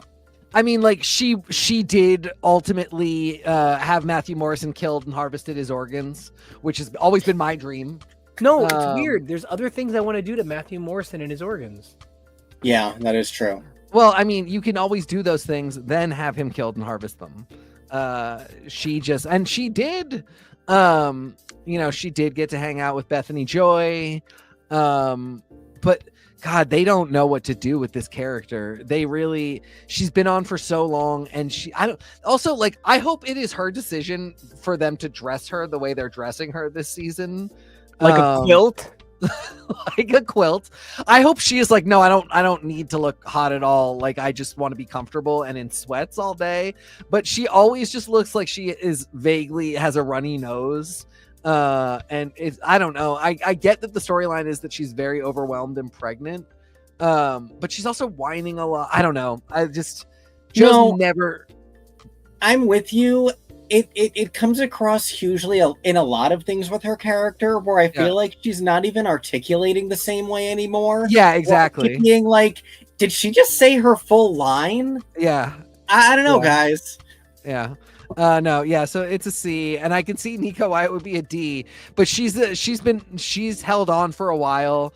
She has gone through some cool stuff. Karev completely left her and didn't say what. You know, Kevin and I did just watch a documentary about something similar. Someone who held on repeatedly despite the odds. Well, a guy they had to execute twice. Right. When you say documentary, do you mean one of your YouTube videos? Yes, he does. You know what? You said you were a doctor at the beginning of this broadcast. And did I call you a foot? No. Do you know what else about Joe, though? She reminds me a lot of, and I would like her more if she was Melissa Benoist from Supergirl. Which would be really funny because that's Lexi's so that would have other been sister. Wouldn't it be funny because Matthew Morrison? If Thatcher had a third attic family, and it was Melissa Benoist. We're gonna get there at some point. I know we will. Ellis had like a little a fishbowl, a tiny city that she made to do medical experiments in. Okay. All right, we're gonna go see. Oh, good Lord. Kevo, you have not started one off yet, and Nico's away, so I'm gonna make you start off. I mean, what can even be said about this character? I can't help but give him a D because I can't even fathom that this character was a regular at Yeah, times. yeah. Okay. Everything they did to his character was weird. Yeah. I don't know. What Is were you he gonna give ever Meredith? on drugs? No, it's He just has a mental breakdown. he just kind of has a mental breakdown, Yeah. and It was so much giving Jesse Spano. I'm so excited. I'm so excited. I'm so scared. And I was just like, he must be on caffeine pills, by which I meant meth. But I don't think so. No, I don't remember that. Yeah, I was like, when I was really thinking about it, I was like, I remember him having like the total mental breakdown, and I couldn't remember if like he had been on pills as part of it, because it's such a severe mental breakdown. He's like, I can do more surgeries. He's like all jacked up, and he's like just jacked up on surgeries. Hold on. I want to wait for the meatball to get back to see if he remembers. Nico, is Shane ever on drugs when he has his insane mental breakdown? You know, I think he's maybe like so excited, so excited. That's He's exactly so the right scared. Nico. That's exactly what he did. Literally the exact reference I made while you were off screen. No, it is. He did You're the my exact brother. same thing. Yeah, no, it's true. But no, canonically they're not like, yeah, he has got an Adderall prescription. No, he just lost has a his mind fucking from freak out. yesing too hard. Yeah. Yeah. He Okay. was Yes. on Adderall. He was on Subtractorol. It's a D. And he really is like the character's only second to Han on this list that I am the most baffled by their departure of. He was just like, and I'll come too. Yeah, he's like, I'm getting on the chopper as well. Get me the fuck out of here. There's charges coming and I don't want to be here for them. Get me out of the country. You know, and it was important to get him out before they could do anything stupid with him, because they had already done so many wonderful things with him. Why would they ever endanger the character? So what's your grade? Oh, a C. They did a terrible job. They had Oh, ruined him from the moment You're he nicer appeared. than us. Oh, you're nicer than us. We did. We done deed. Stephanie. I almost want to say S. It's definitely an A. Oh my god! Yeah, you're gonna it's say D. tough. Okay. It's tough because I don't know if it's my personal kind of like projection that she's an S, or the text that she's an A, but obviously her value is greater than her opportunity, and so Yes. it's tough. But I like her a lot, and I would love to give her a great grade. She felt like the first time to me that I saw somebody who might replace Meredith for real. Yes. And I think it was the biggest heartbreak for when she left. But it felt like, you know, it was always tough because the show was called Grey's Anatomy, so it was always about Meredith. But then, you know, it was sort of like, how does the rest of the cast fit in? And we kind of got there. You know, it always felt like Cristina, like if Meredith was the top tier, the S, then Cristina was really close on her heels at A, but like George and Izzie were way down at the bottom of the pyramid and just were not relevant. And just similarly, this intern class, it felt like Stephanie was the one at the top of the pyramid. And like if Meredith had gone away from the hospital and not been on the show anymore, I would have followed Stephanie specifically. I don't know. I think I'm gonna give her an S. I think I love this character. I was so heartbroken when she left. Yeah.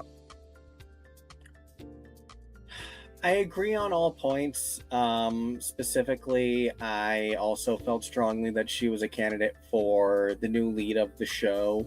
But the fact that she leaves, the fact that she's like, no, I'm not going to be a doctor. I know it's the writer's choice of how they wrote her out, but it really does.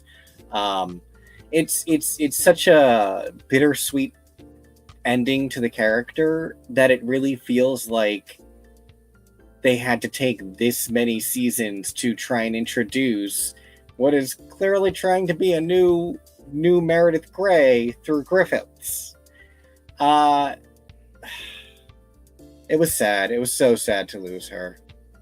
I hope I could see her again sometime. This one was so weird. This is another one, like, this is another blonde, weird-faced lesbian who left and then came back, and now we don't know what to do with her. I almost want to give her an S for reporting the hospital, but that's it. You know, she really makes me feel like Kevin and I one time took a piano class, and one day we walked into our normal seats, and I sat down at my computer because it was like a technological piano class. You know, it wasn't pianos, it was keyboards with computers. And the person who sat at my piano before me left themselves logged in on Facebook, and it's 2005, so, or 2007, whatever. And I was like, you know what, I'm gonna make his Facebook status blah blah blah, should remember to, or is guilty of not remembering to log out of Facebook and then log him out. Yeah.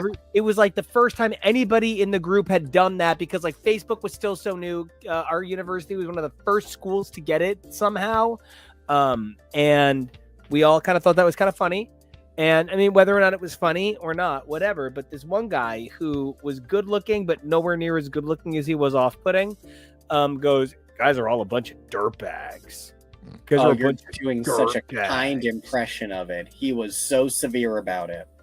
Yeah. And he kind of bullied the entire class, and everybody in the class was kind of like, you could even not like what he did, but and what he did was kind of, whether or not what I did was stupid and garbage, 20 years later, whatever.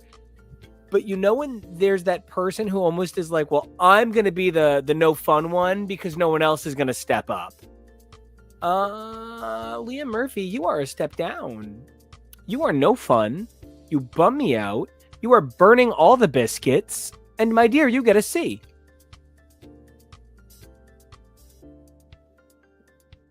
I think it's right. I think C too. Like I said, I almost want to give her an S for reporting the hospital. That was extremely funny and very cool.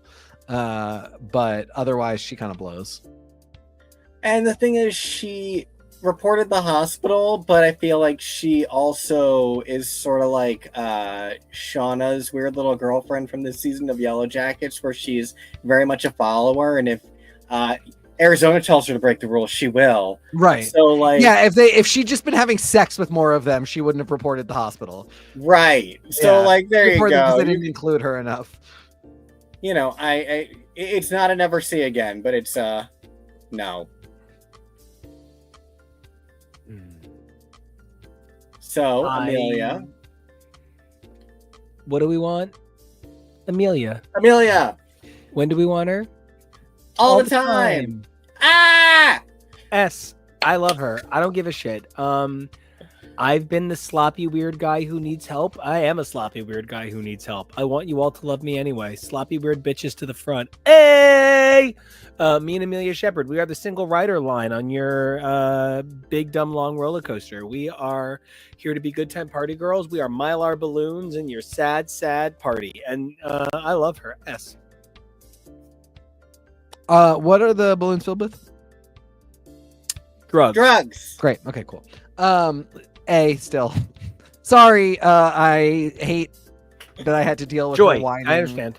I do. I hate Joy. Whining for way too many seasons, crying about everything, yelling at Meredith all the time, claiming that she could have saved Derek and that Meredith should have called her. Yeah.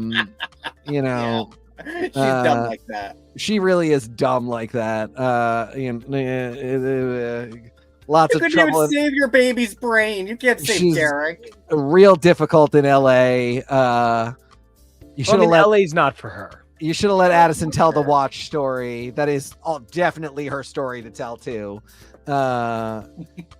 So, fuck off, grow up. But she's great now. She's really fun. I love her now. She's awesome. She dates anybody, ladies, gentlemen, they, thems, whose names are absurd. What is it? Boxer Killington? ER Fight Master. That's what it is. Thank you. Yeah, no, I often think it's testosterone feminizerton. It's like the most unbelievable legal birth name. ER Fight Master. Yeah. God bless them. Yep. I miss Kai. I definitely miss Kai. And yeah, anyway, A is, I think, exceedingly generous, and I love you, Amelia, but holy shit, don't ever whine like that again. The audacity of this character. She is Derek Shepherd's sister, and they introduce her in the 3rd season of the spin-off show to be a leading character on that show. And after taking a year off when that spin-off ends, she comes into the new show. She marries Christina's old husband, divorces him. She takes a potential love interest from Meredith, refuses to marry him, but has his baby. Oh my God.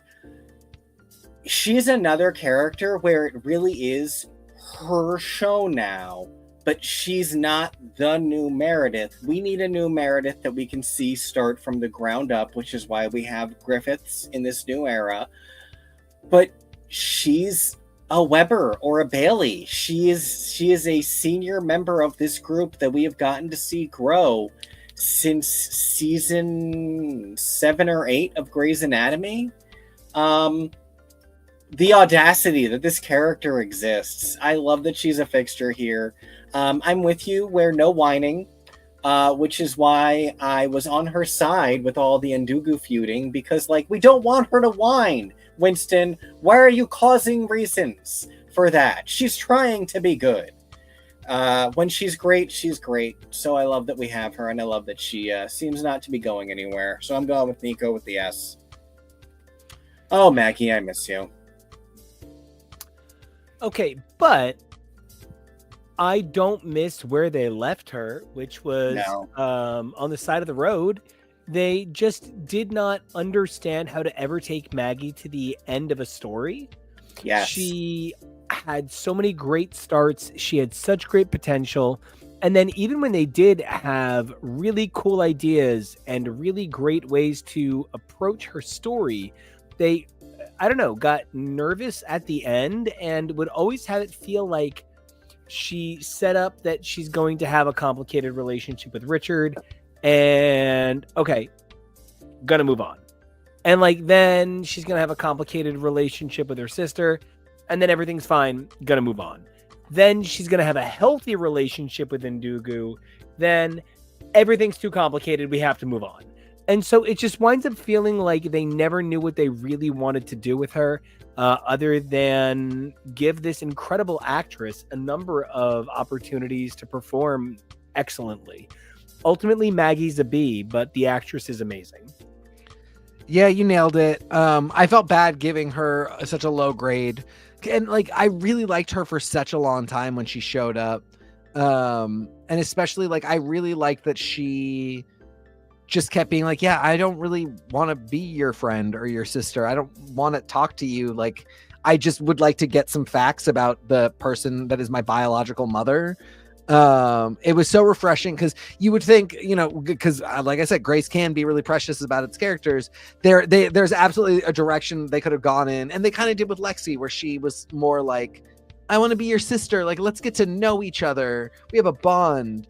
And instead she's yeah, fuck you too, bitch. And the fact that at the end, she and Ndugu are just fighting about absolutely nothing. And it would have been, you want to test your writing chops, figure out how to write a storyline. I mean, they're kind of doing it with Owen and Teddy, but in the stupidest way. And it would have been much better for Ndugu and Maggie. We just fell out of love. The spark just went out. Oh shit. I thought this was really going to work. And we lost the energy for it. Turns out it didn't work. And instead they just had them fight about the stupidest stuff. And it just was such an ugly note to leave on. And yeah, it just ends up being a B. I want to give her an A. Really, she should be an S. I feel should be. She's not, because of everything we're talking about. But I aspire to have all the Grey sisters up there on the same tier. And with this show being what it is, maybe she'll come back someday. Who knows? But for now, definitely not S. This gentleman, speaking of people they can't figure out what to do with.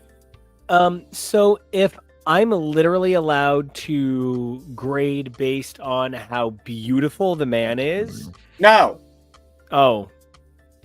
Well, then there goes his ass. If we are talking about a character that has trajectory, that has overall arc, that has a story, I cannot reasonably give this character a good grade. Ben is gorgeous. Ben is full of love, and he's an amazing father. But Ben has the character trajectory of a bag of pretzels, and it just does not go anywhere but to the end of what it's doing. That's it. And I don't learn. I don't grow. It's gonna have to, unfortunately, be a C for an actor I think very highly of. Yeah, I think it's a C. He's way better when he starts.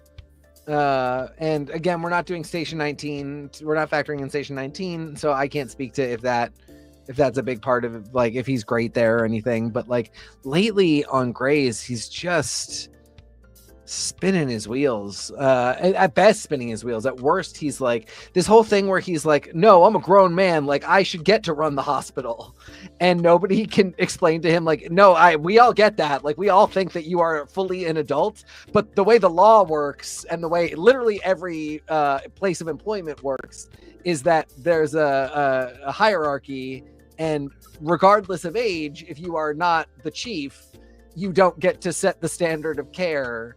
That's what the chief does. And he's like, well, I'm sorry, you don't think I can do that.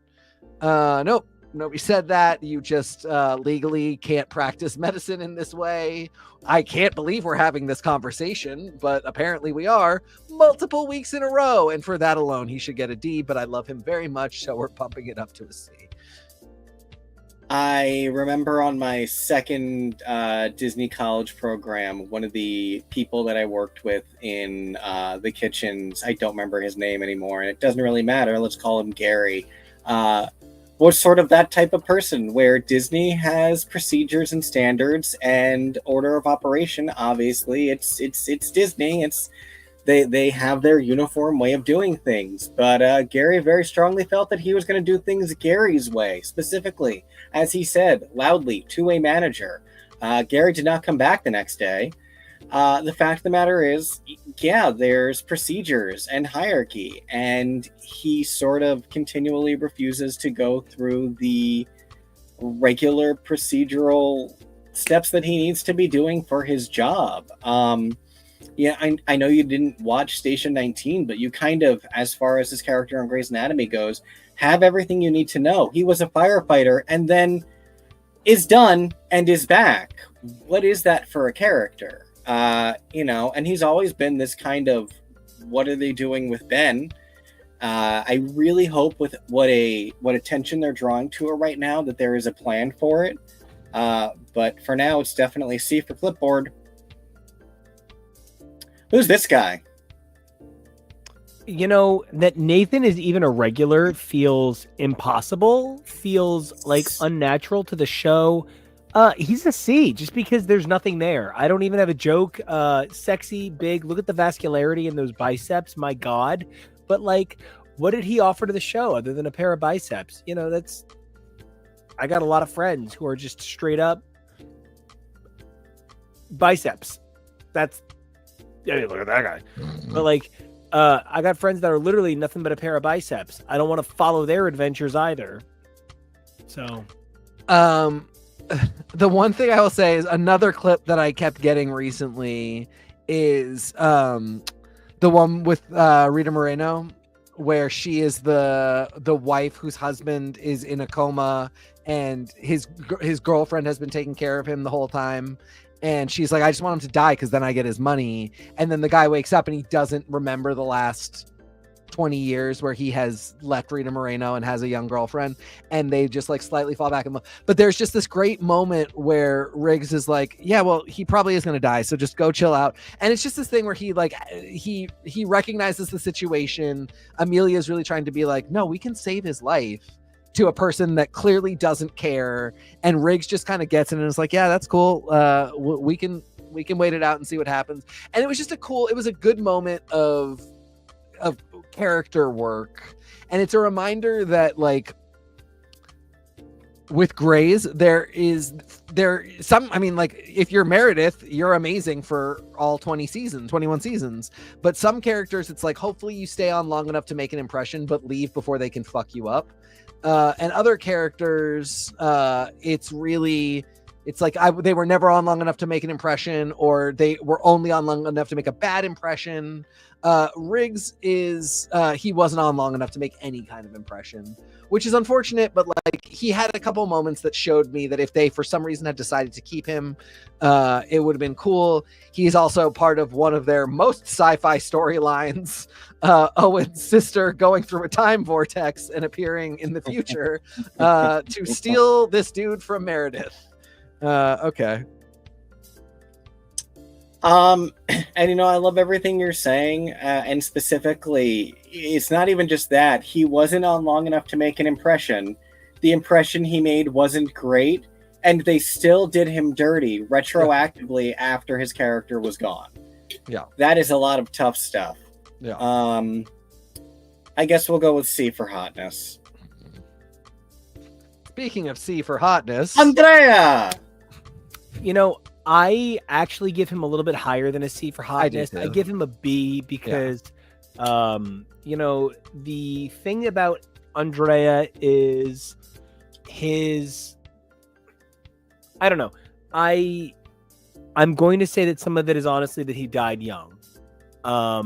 It's that thing of like, we all think of James Dean as the coolest guy in the universe, but we thought the same thing of Luke Perry, and then he did Jericho. It's Skeet did Jericho. Oh, I'm so sorry. Thank you so much. Let me look. But up also let me look up which cool, Luke Nico. Perry show I'm thinking of. Yeah, please. He was on I'm sure I'll find. Oh, Jeremiah. I'm so sorry. Yes. Yeah. It's the same as Gerard. Yeah. It's the biblical. But funny that they're Jeremiah and Jericho, and then they are Jughead and Archie's dads, and they never kiss. Yeah. I know. Bummer. And so I feel like we're sort of talking about a guy who died young, sexy, and cool before they could really ruin him. Anything that actually was not cool about, Andrew was mental illness. So B, he's great. I love him. I just wish the best for this character in his next life. I sure do hate that bait and switch mental illness storyline though, where they're like, oh God, he's got paranoid delusions. He's being crazy again. And then he was right. That's rude and weird. That's such a we've been on for 20 seasons type of shit that you get into. I did like that he died hero and that he was right, but I just don't like that there was ever a point at which they were like, yeah, you're being because also he was being completely fucking crazy when he was correct. So I don't know. Anyway, but whatever. I still love him. It's a B, and he is still very hot. And with the way that whole storyline went down, it's a lot more clear now that he was on a sacrificial lamb trajectory, pun intended, because of lamb fetuses. It kind of feels inevitable the way all of that shook out. And I loved your James Dean comparison, because it really is so similar that he didn't just die young, he died young and tragically, and was really suffering a lot before he died, and died at such a strange time for the show in such a strange way. Because Grey's Anatomy survived now so long through the COVID era, it's such a weird benchmark, and that he died being stabbed during COVID. Really, such a wild way to go. I'm going to be bad and give him an A just because he's handsome. It's tough. What he represents is an S. What he is a D. So I'm going to give him a C because, I love when he appears, but he's a horrible person. Was he a series regular? Yes, he was a series regular for. He's not one of our 11 specials. No, let me look at what season it is. It must just be one, right? It is 2 seasons. Wait, did you guys watch this week's episode? Yes. Okay, I haven't seen it yet, but he's in it, right? Yeah. Okay, because I saw a clip. So I figured it was either this week or next week. Recurring 14-15, regular 16-17. Wait. Jesus. Yeah, that's right. This chart is so long that it's hard to read sometimes. But yeah. Yeah, I mean, unfortunately, the problem is he is only Richard Fish. And Grey's Anatomy is not Ally McBeal. He is still playing just a little bit funnier and quirkier than the show is set up for. So like if you go around touching someone's waddle, you have to have a tumor that makes you do it. But that's fucking hilarious, and that's how he's acting all the time. But it just like it doesn't work in Graceland Memorial. Like I you know, so I do think it's a C. I really like him. I wish they knew what to do with him. I want to agree on all those points, and I really hope his appearance this week is leading into a nice arc and good moment for him for the rest of the season, potentially. I remember when you were so mad that they only referenced him recently because you wanted to see him again. So I was looking forward to see him because he's a good character with great potential. Well, and the thing I was really angry about is Catherine kept being like, I'll bring Tom Karasik in. And the show does it all the time where Meredith is like, I'm calling Cristina. I texted Cristina about it. And it's like, yeah, I know she's your best friend and I actually somewhat appreciate it, but like, we're not going to see her. So like, don't say anything. And if you're not going to bring him in, don't bring it up. I don't like when the show does that. I wish they would do it more with people that would then just show up on the other end of the phone. Like I wish for that would make it better. Yes. I wish for seasons 11 and 12, they had just gotten 4 episodes, 30 seconds worth of footage of Sandra Oh on the other end of the phone, just being like, you got this, girl. I love you, Meredith. Call you later. And I wish they'd done that with more people. Anyway. Yeah, I get that. Oh, like with this guy, can we get that with him? We can do stuff like that in production easily now. So let's. I tried to find a middle ground picture. Originally, I had the original twink with the glasses, but I mean, I would go Fat Levi. I would absolutely ask either one out on a date. Yeah, Fat Levi is great. They're both gorgeous. They're both likable guys, but I feel like Levi suffers from being the only real queer male for so much of the show. And his very white cis existence, it's not the progress of the patients. So, Levi, I'm sorry, man. I love you and you're beautiful, but it's a big old B. I get that. Yeah, I think B is correct. I mean, and this is kind of like it's not a bad B. Would I love for one of the bigger queer characters to have a higher grade? Yes. But they give him some really bad storylines. He is oftentimes a little bit insufferable. Other times he's really great. He's awesome. This is a B that's nothing to be ashamed of. No, and as sad as I was to see him go, he's another one where he was like on for 7 seasons. He was probably in over 100 episodes, well over. That's not a bad run. Characters come and go, and he's another one that, like we said, we hope we get to hear phone calls from, that he gets to make the occasional appearance. But characters also do need to move on, and we need to get fresh blood. So, yeah. Welcome to Tree Hill, bitch. Yes. But can I say why Link is going to get a B from me, but it's a B that could have been an A, and the reason is because Link kind of is the anti-Alex. And the anti-Owen, I was gonna say. My argument was the anti-Mark. Yeah, no, he's the same sort of like supersized HGH monster. We love an actor named Adam Hagenbush, who I don't know if it's natural or not, but this man has continued to grow exponentially to the point where like I saw a tiny little thumbnail on Hulu of an episode. Oh, is this Jimmy Gibbler? Yeah, Jimmy Yeah, Gibbler. Jimmy Gibbler. Yeah, who was just on Mid-Century Modern. No.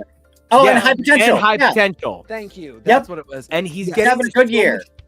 I don't know. I'd like to think he's completely natty, but it is Tren and HGH.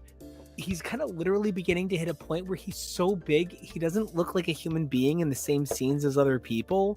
It's like it's taking on Hulk-like properties, not Captain America-like properties, in a way that is still very attractive, but you're pushing the limits of what I can kind of accept. Guys, I follow several of them on the internet, but I don't actually believe they have practices. That Link is this big and does surgery 18 hours a day pushes the believability. He is just a giant himbo model. And it's gorgeous and it's cool, but it is one of the ways that I always remember this is a show about doctors or Instagram and not a local clinic. Nico, I just made you look up Kanye West dentists. You know this person exists. Oh, absolutely. And if you told me that Atticus Lincoln was only Kanye West's dentist. Yeah, was only doing surgeries on Ye, then I would say, okay, Ye. But I say thee nay. Nay. Yeah, I think he's probably got to get a B because he's really boring, but it's almost like that's why he should get an A or an S, because his being boring is not being like all of the bad dudes on this show. I do not feel like if Joe was like, yeah, I was out with Sophia Bush and she kissed me, I feel like Ling would be like, that is wild. Tell me everything. I'll go put the kids to bed and then I need to hear this story. And you said he's the anti Alex. Yeah, I mean, like, because he doesn't yell at Joe and say mean things to her whenever he's in a bad fucking mood. So I don't know. Like, I really do like him, but also, yeah, he's too beautiful. It's suspicious. He's like Beanie Feldstein. He's not actually even a doctor. He just went in and told them to print an ID because he's in the bubble. Nobody stopped him. And now he's just been showing up doing surgeries. Yeah. But no, he's a sweet guy. I wish they would give him a little more cool stuff to do. And I wish they would like put the shit that I'm saying to the test, because I feel like that's how he is. But it's just as possible that somebody could write him as being like, Joe, your wandering eye has upset me. And it really begs the question of what there is for him and Joe in the future, other than we are having baby and we are doing wedding thing. Is that all the meat you got for these characters? I don't know what else to give you. I don't necessarily have any suggestions, and I'm not trying to say fire anyone by any means, but it's not really a lot. And I feel like we really measured Atticus by what he's not in this discussion. And that's not a great foundation to have for the character. But I love Chris Carmack having a steady role for this long. I wish he'd been on more of the OC, but the way that the OC structured its cast every year is a conversation for a different broadcast. Because this one is outright too long in a good way. I can make this easy. D. I mean, all of us can do a really good brogue if we really need to. You know, this guy. But I'm angry. My wife died. Yeah, my grandmother actually had a brogue. Like, it's whatever. But did they really think this would work? Did they really think he was the viable option for Meredith? You were watching live at the time. If you told me that this guy was meant to have like a Johnny Sins but from Ireland vibe, I'd go for it. But what he really has is kind of like an Eraserhead without the wig vibe, and it does not do it for me. So, D. D. I remember watching at the time, and I did think that this was maybe the guy. Especially the fact that Cristina introduces him and specifically and sends him, I thought was the show's way of being like, we're actually trying here. Like, here's our signal to you guys that this is not just a lark. Like, we're trying something here. But that happens at the end of one season, and then at the start of the next one, they're immediately just like, we have no idea who this person is. We don't know what to do with him, how to write him. He comes off as vaguely psychotic, like maybe he's going to kill Meredith and harvest her organs. And then they're like, oh, his kids hate Meredith. It's over. We're done. It felt like some writer was super horny on a Sunday, was like, this is the guy for Meredith, jerked it a bunch to this idea, and then was like, I'm not into it anymore. I'm done. And then post-com, it was just, oh shit. What yeah, do I do? bring me a new bag of cocaine. History. And honestly, at the end of the day, because I don't care. It doesn't matter to me. It can be whoever. I do believe they could have written him to be an incredible partner for Meredith. They had really good chemistry, but the fact that they got Scott Speedman back and have made him the guy, fuck, it's so good. Yeah, agreed all around, especially on the fact that he could have been the guy, but so weirdly handled. Yeah, but I think Nico's grade is correct. I think he is the only reason he would get higher is because he seemed super cool for the first 5 episodes that he was on. But then after that, it's just nothing.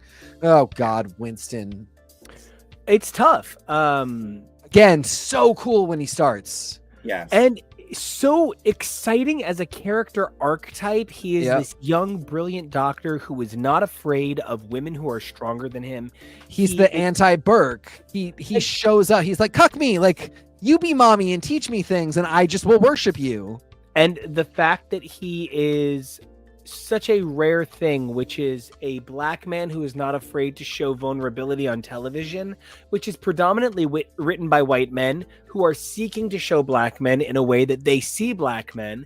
It's exciting to have a character like Winston who shows complicated senses of who he is.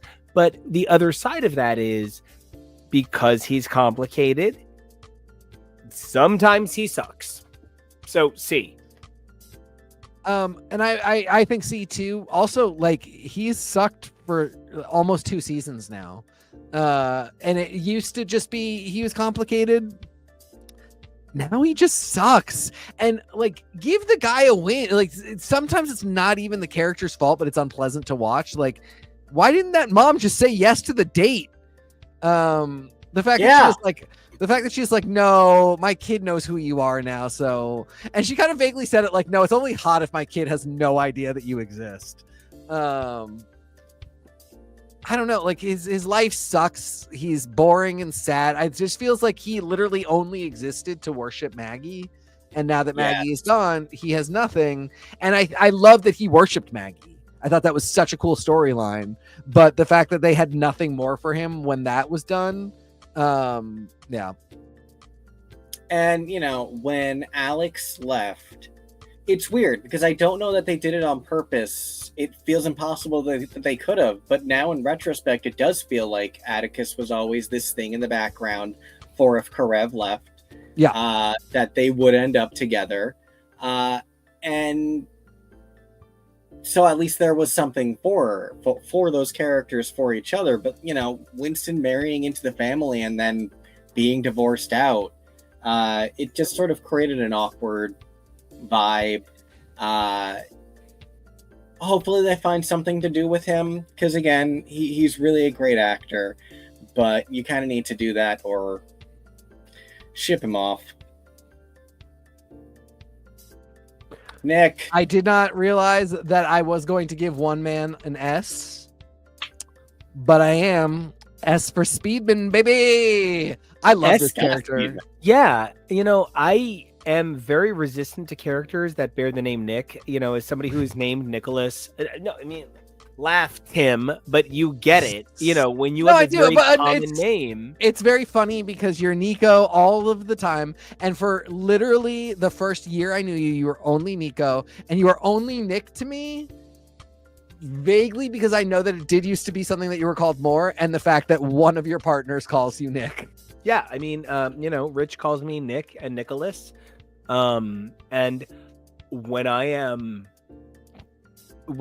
am George Michael, gotta get my shit together, annoyed at myself, I am Nicholas. So I do have a very specific feeling for characters named Nick and Nicholas, because it's like one of the most common names of all time, and I can't use it because everyone will go, oh, well, that's a self-insert. So like, I can't. And don't get me wrong, if I could self-insert into myself, I think that'd be incredible. But like, I can't. So I think you probably could. We'll but but there are some things about Nick Marsh that are hallmarks that make me proud. Like, you know, when you think about a character that bears your name, you want to be excited. And I feel like a lot of Bruces love Batman, and I feel like I love Nick Marsh. He's not a stepfather. He's the father who stepped up. So hot, and I'm sure you're being like silly, funny, and quoting some ridiculous housewife. But my gwarsh, that works for me. Yeah, no, I that's not a TK original, but this is, like I said early on with guys, they have Meredith be like, hey, just so you know, I will never love you more than I love Derek. And it sucks that I'm even here with you tonight, but I guess let's go on this date.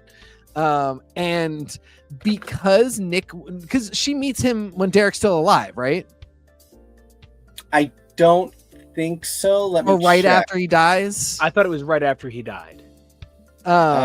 We meet him in 14, so it's a few years now, but still shortly in retrospect. I don't know. Maybe it's more that it's because he leaves and comes back much later, but there's just this vibe of like, he totally gets it.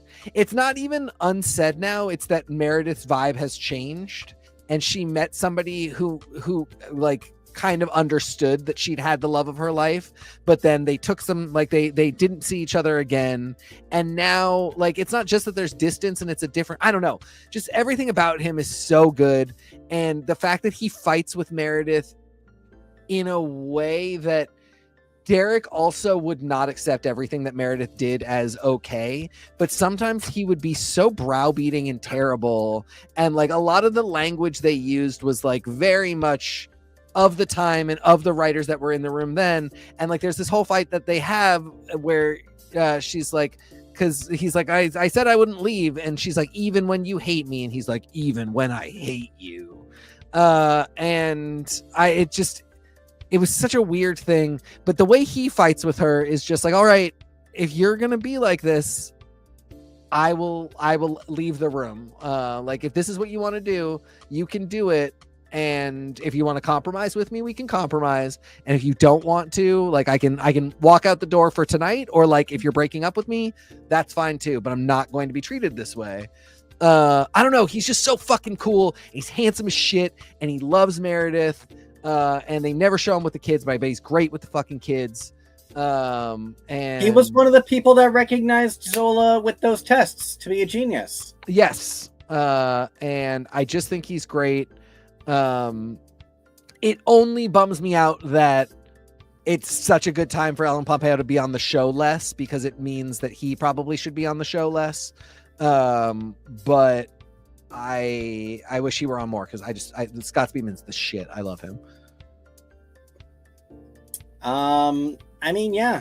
I really love everything you said, and I love you pointing to the gap between his appearances. The first time he appeared was season 13. That was the season that ends with the rapist fire and Edward's leaving. So he's like from that early on, and then boom, in season 18 just bursts back on the scene.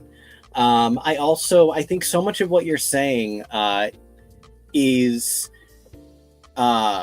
it's why it's so significant and important that he was already a parent when he came into his relationship with Meredith. The fact that he took care of his niece and was a parent figure to her. It's good that he didn't have the same kind of like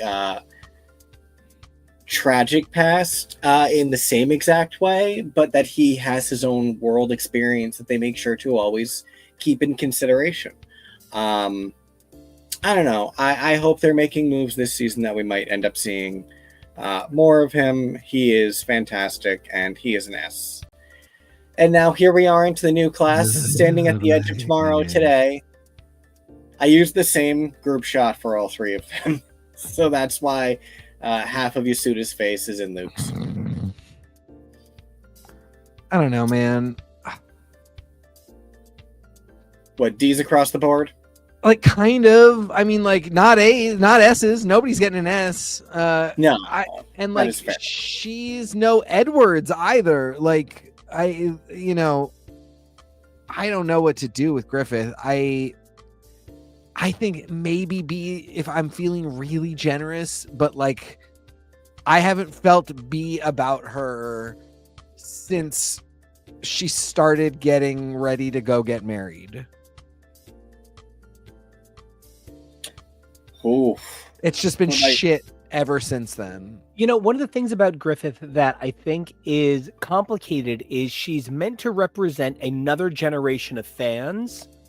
And, Yeah. you know, you think about how when people who were alive when Friends started were onto their next thing after Friends because Friends ended and life kept going. But Grey's Anatomy didn't. So people might have left Grey's Anatomy. Like, my parents stopped watching, you know, fine. But like, my boss at work has been watching it since the beginning and never stopped. And so like, I think Griffith is a complicated conversation because she appeals and also doesn't appeal to the core demographic, which is people who feel deeply connected to this show. Her connection to this show, though, is so late, considering we're already saying that Owen feels so late. Yeah. And I kind of need more. Sorry. I was just asking what the grade is. Oh yeah, what was your grade then? B, I love her, but they never give her enough. Okay. I'll even stick with everyone's B. I really want more for this character. Something that I feel like they need to remember for these interns is that they need to be not just good at their jobs, but they need to be great at their jobs. That's what we watch this show for. And so that's what I need them to start having these characters do again. Like, the only thing that makes us care about Luke Adams is he's hot and he's a shepherd. But I really feel like so much else about his character is just so flat and directionless, and it's a lot of him complaining about his disadvantages, despite clearly being from a wealthy family and from a doctor legacy and all of these things. Like, it's weird. It's weird. These are supposed to be really talented doctors, not people who are struggling to even doctor. Well, and you know, like, my frustration with Griffith is they kind of treat her like she's the new Meredith, except Meredith's whole thing was, I want to be the best to the point where like I will sabotage this relationship with Derek because it's getting in the way of, you know, my surgical residency. My biggest competition is my best friend, who is completely secure in the fact that she wants to be the best. Like, I have this legacy to live up to, and we've not seen any of that kind of drive from most of these kids at all. But like, if you want Griffith to be Meredith, she's really got to have it. I really liked, when I was thinking about it in the episode where it comes up, I love the idea that Adams is brilliant but has crippling ADHD, but that's not the case. Adams is not brilliant. Adams seems to be kind of a middling doctor from a family of doctors, all of whom seem to want it more than he does, who also has ADHD and constantly uses that as an excuse for why he sucks at a thing that there's no excuse for him not to be that good at. He's so handsome. He's really charming. And like, if they just gave him something, he would be really cool. But both he and Griffith, like, this relationship is too much of what we're seeing from both of them. He's a B for me too. I love that they're together. They're very hot together, but like, I almost would like to see them have some kind of, like, I would love to see them be in competition. Like, they're the two best residents in the class, and that it's causing a problem with the relationship, and they can't do that now at all because none of them have ever been good. So even if we get to a point where they're like, okay, now all the interns are in competition, what are you in competition for? None of you are very good at your jobs, and you've been on for like 30 episodes now. Come on. Yeah, exactly. You know, it's so tough because Adams is meant to represent kind of like the counter Meredith. He's what if Meredith was an Alex? I don't think that's a smoosh that works for me. Mm-hmm. And I like him, but C is the best I can give him because he just doesn't deliver an identity that I relate to or want to see thrive. And I didn't want the Shepherd legacy kid to be the Karev. That's weird. And yeah, it matters who his mom is. It really, really, really matters who his family lineage is. And the fact that they act like it doesn't is a problem. So Also, like, you should have hired cool people to play those women if you didn't want us to want them back, you idiots. Speaking of hiring cool people, You know, it's tough for me because, like, I'll make What a lot a of jokes. rude at my own haircut this expense. is. What? yes, I said, what Oh, a yeah. rude haircut this is. I'll make a lot of jokes at my own expense, but one thing that I definitely want to say is that Quan was like literally just a handsome big dick idiot. Like that was like the whole point of his character. Like they made multiple jokes in multiple episodes to his endowment, but absolutely endowed him with no character. I find the actor very sexy. I think that that is a very funny idea for a sitcom. But we're talking about a medical drama. This man is literally holding hearts in his hand. I don't care if he can't fit his dick in 3 hands. It doesn't make him a good character on this show. And like pulling in a comedy writer to change up the show. And I genuinely do love that they chose an Asian man to give this sexual prowess to. It's very cool. Yeah. It's very sexy. But this is just a fucking bad penthouse letter. And now he's like in love with a woman who doesn't remember him. He's so gorgeous. He's so cool. He's so sexy, but it's a C at best. And it's mostly because I love the actor. Yeah, I agree. It was weird that they had him with Millen for a second, and then they went really far in another direction with Millen, which, like, you can be bisexual, it's fine. But the bringing back the girlfriend who's got amnesia, traumatic brain injury, grand mal seizures, is having medicine practice on her illegally by an intern and his buddy that he doesn't like. What are we doing here, guys? Also, I love that actress. I love her from the Descendants series where she plays Mulan's daughter, Lonnie. I love that she's married to Manny Jacinto. But she has like the widest eyes, so it's really hard to take her seriously in all of these dramatic scenes. Like there's certain actors that you just don't cast for certain things. Like I don't, you know, I don't know. It's also just so funny to me that we have come so far that like Kevin McKidd started on Grey's Anatomy, well into Grey's Anatomy, and yet like 5 years before Glee started, for him to be on Glee and then to be on that vampire show and now to be an adult man here on Grey's Anatomy. The fact that the person I'm referring to was a DCOM kid and now here she is on Grey's Anatomy. It's just it's crazy how far we have come. I need them to lock down his age because the actor is 42 and they're acting like he's 27 and that's weird. But I really like seeing Harry Shum Jr. and I like the potential for Quan. So if they can just get the amnesiac girlfriend stuff over with, I'm down. I love this actor from a million things, so I'm going to probably automatically give her an A. Where's everyone else on Millen so far? I like Millen. I wish that they had more to do with her. I have to give her a B because I just don't feel like she's completely realized. Yep, I feel the same way. I'm sticking with it. She's one of the Power Rangers survivors. How, like, there's that one season of Power Rangers that turned out a whole bunch of actual lead actors, like the lead on Ghosts and Ika Darville from Jessica Jones. She's one of them. She was actually a Power Rangers villain. So, I mean, how can you not root for that? This one is just so sad. Yasuda was a character that they had so much going for. She was so realized, so developed, and then they threw it away. Yep. I'm going to give her an A because I believe in the idea of the character. but her treatment was tertiary at best. I mean, I don't even think it was. She just left. I mean, like, I'm still not really clear on what happened there. If she left for her, if she said I don't want to be on anymore, that's great. They said budget. What's that? They said budget, but I don't know, man. That's weird.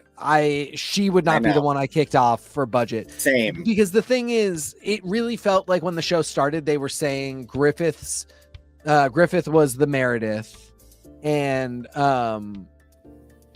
Yasuda's the Meredith. Yes. By the time Yasuda leaves, I'm like, Yasuda is the character that I'm following, because Yasuda has the storyline about how she can't afford to do this, and so she has to take a second job, and they have to support her in that because they're not paying her enough. And she's relatable. She's actually working hard. She is I don't know, she's such a great character. The storyline with her sister, it never went into Denny Elvad territory, but there was such an emotional investment, and you could see her cracking under it. She was the Meredith. This was Yasuda's anatomy, and now I feel like part of the reason all of these characters are getting Bs, all these other characters are getting Bs and are such like fucking disappointments, is because it's directionless without their generation's Meredith. Yeah. And I really, really hope that there is still the possibility that she could get Cord overstreeted, and with people missing her this much, we could still see her back. Yeah. But yeah, if she comes back, there is the potential for S there. And now we are into, because there were only 39 regulars, 11 recurrings, who many of them might as well have been regulars. Like Ellis Grey just can't stop showing up, can she? I feel like Ellis Grey is an interesting character because when the show began, we were making jokes about characters like Bailey being Nazis for their strictness. We were in a world where Sue Sylvester was getting laughs. But I think now we're in a post-Encanto world where generational trauma is a conversation that our therapists tell us that we should be having with ourselves. Is Ellis an interesting character? Yes. But is she why Meredith can't know love? Yes. I'm going to average her to a B because she's a nightmare. I'm going to go a little higher and say A because it's kind of like Richard, except she's not there. So her lore value is S+. Her lore value is 100% top tier. She is why the sun rises in Seattle medicine. Like, she is everything. But the character was often unpleasant or insufferable or weird, and I'm counting like when it's Sarah Paulson and other people playing her, and so it's not all great, but like the idea that everybody wanted to be Ellis Grey, and Ellis Grey was such a groundbreaker, and the way they, she's one where it's like, don't, when I talk about it, I'm like, don't fucking talk about Cristina because if she's never going to be here. But for years they would talk about Ellis, and then Ellis would show up, and like whether it was a flashback scene in AU, or sometimes it was actually her, and it was like, oh my, how the mighty have fallen, or it's like, wow, her one moment of clarity. Like, they talked about Ellis, and then they got to show her in a bunch of ways, and I don't know, it just always worked for me. So hey. And I think the fact that they didn't prolong Ellis's death, which was kind of inevitable from the beginning, it comes in season 2, which at the time sort of felt like a long time, but now in the grand scheme is so early on. And so they've found so many more original ways to refer back to her and bring her back into the story. And one of the things that I really love about their use of her that struck me while Nico was giving his grade is, despite any generational trauma that Meredith has from her, Zola thinks of her as a hero and loves watching her old surgery tapes. And Meredith encourages that in her because she also is able to, despite what trauma she has from Ellis, able to recognize all the things that she did for medicine and what doing those things did to her as a woman and a mother. There's so many things that she understands better as she has become more of an adult. And yeah, I'm gonna go with A on that front. Oh, what do we say? I forgot. Stop. Play that song. I'm going to give Adele a C. It has nothing to do with the actress, and it has everything to do with she was literally used as a victim weapon to make Richard angry and sad and confused. It was not about thinking about a woman's story. It was about thinking about how to hurt a man. C, but the actress did a beautiful job. And there were flashes of greatness. If the people writing from like season 8 onward had a chance to write Adele lucid, and they had never decided to do the early onset Alzheimer's storyline with her as well, it would just be such a different story. But yeah, I mean, I do think what we got is a C. Yeah, and she's such an amazing veteran character actor that she's one of the ones where it's almost sometimes you're like, damn, now you can never use her again. Right. So that's tough. Exactly. Oh Lord. Fuck this guy, D. He's so hot, but I'm glad he's dead. This is, before we had Owen Hunt toxic masculinity, we had Denny Duquette like toxic mold masculinity, where it just slowly kind of creeps on you, and it's in a cute little sweater, so it's okay, but holy shit, fuck this guy. Yeah, no, and I understand how this launched his career, and it was Yeah, such an that I love. I part mean, of the story, but like Jeffrey D. Morgan's great. He's so handsome. He's been great in other stuff. Negan's a great character on Walking Dead. He put 2 babies in Hillary Burton. You go, brother. But fuck Denny. I mean, Izzie and Denny changed television in so many ways, and it changed all of them bad. It changed what Grey's Anatomy itself was, to the point where Grey's Anatomy is different for that story at this point in time. It would do a similar story differently because of how television has evolved since this story. It's crazy. But they really overdid it with this character by the end. And I feel like even they knew it. The ghost sex stuff was weird. And that really was the peak of, we love this too much and we are too self-indulgent. D for Denny.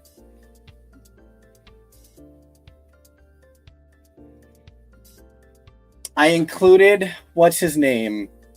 The profile, the other kid in this, if we want to rank on just generally Bailey's kids as a whole.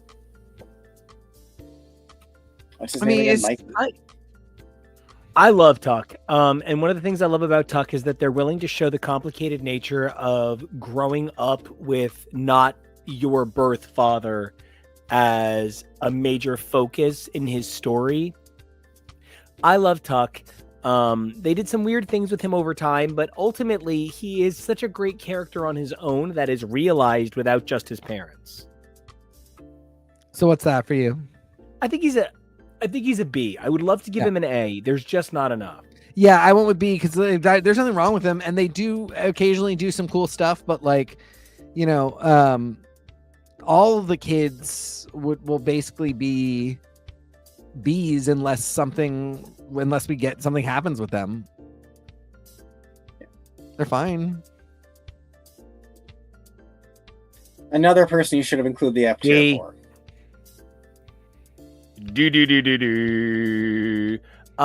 I genuinely think that this character represents everything wrong with early Greys, and they change everyone else. But even when Thatcher kind of gets on the straight and narrow, he's still sort of like, but my pain is about me. And so like, why aren't we talking about my pain? Oh no, but if you're actually sorry, you would worry about other people's pain. Yeah, I almost want to give him a higher grade because he's supposed to be terrible. But I think it just hits a point of diminishing returns.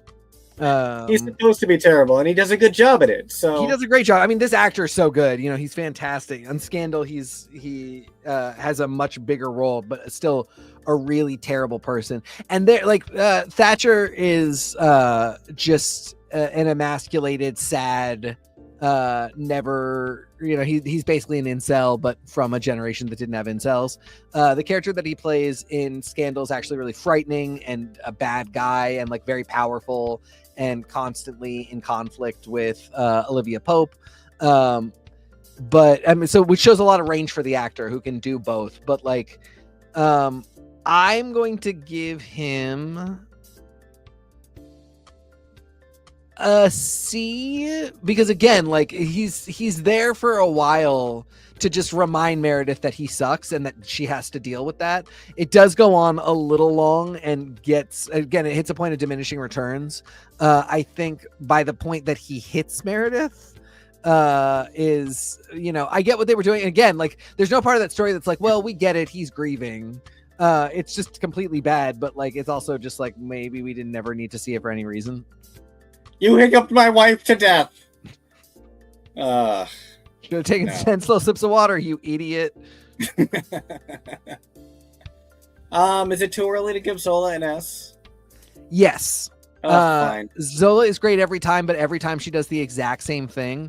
And it's not much of anything. She's so, I mean, like, we very well could get to the point where the show ends with Zola starting at the hospital, or like, you know, we get a season of it being Zola Grey's Anatomy.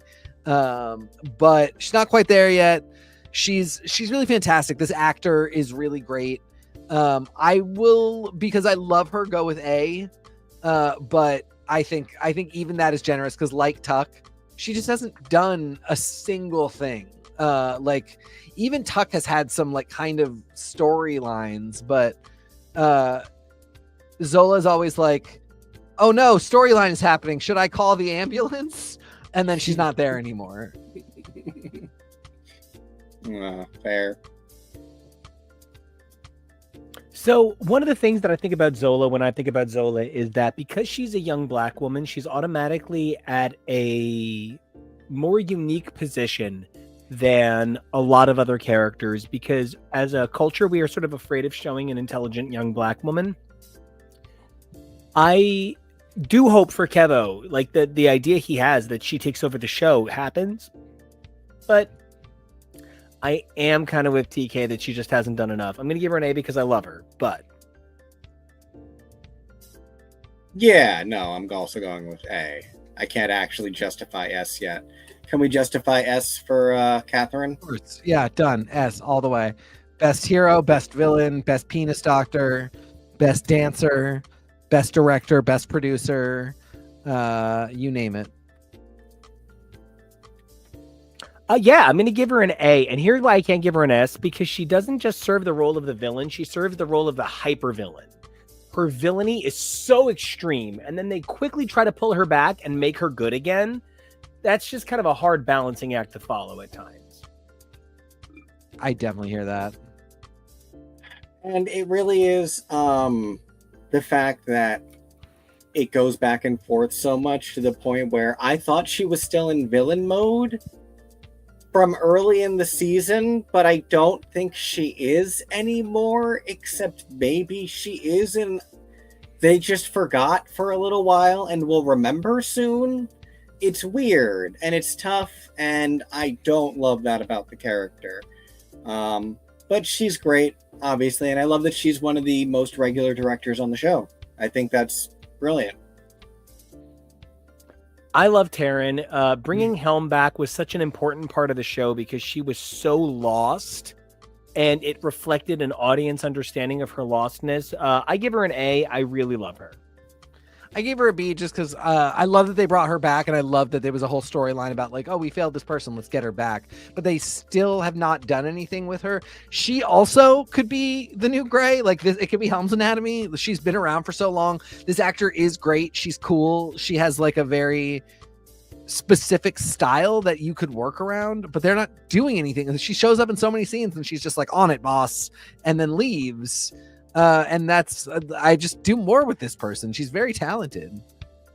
And I really hope that if we had to lose Levi, it was for To the give more potential- room to her. Exactly. That's what I Yeah. hope. It's to give more room to characters that they already have that they should do more with. So hopefully that I'm gonna go with A because I love her.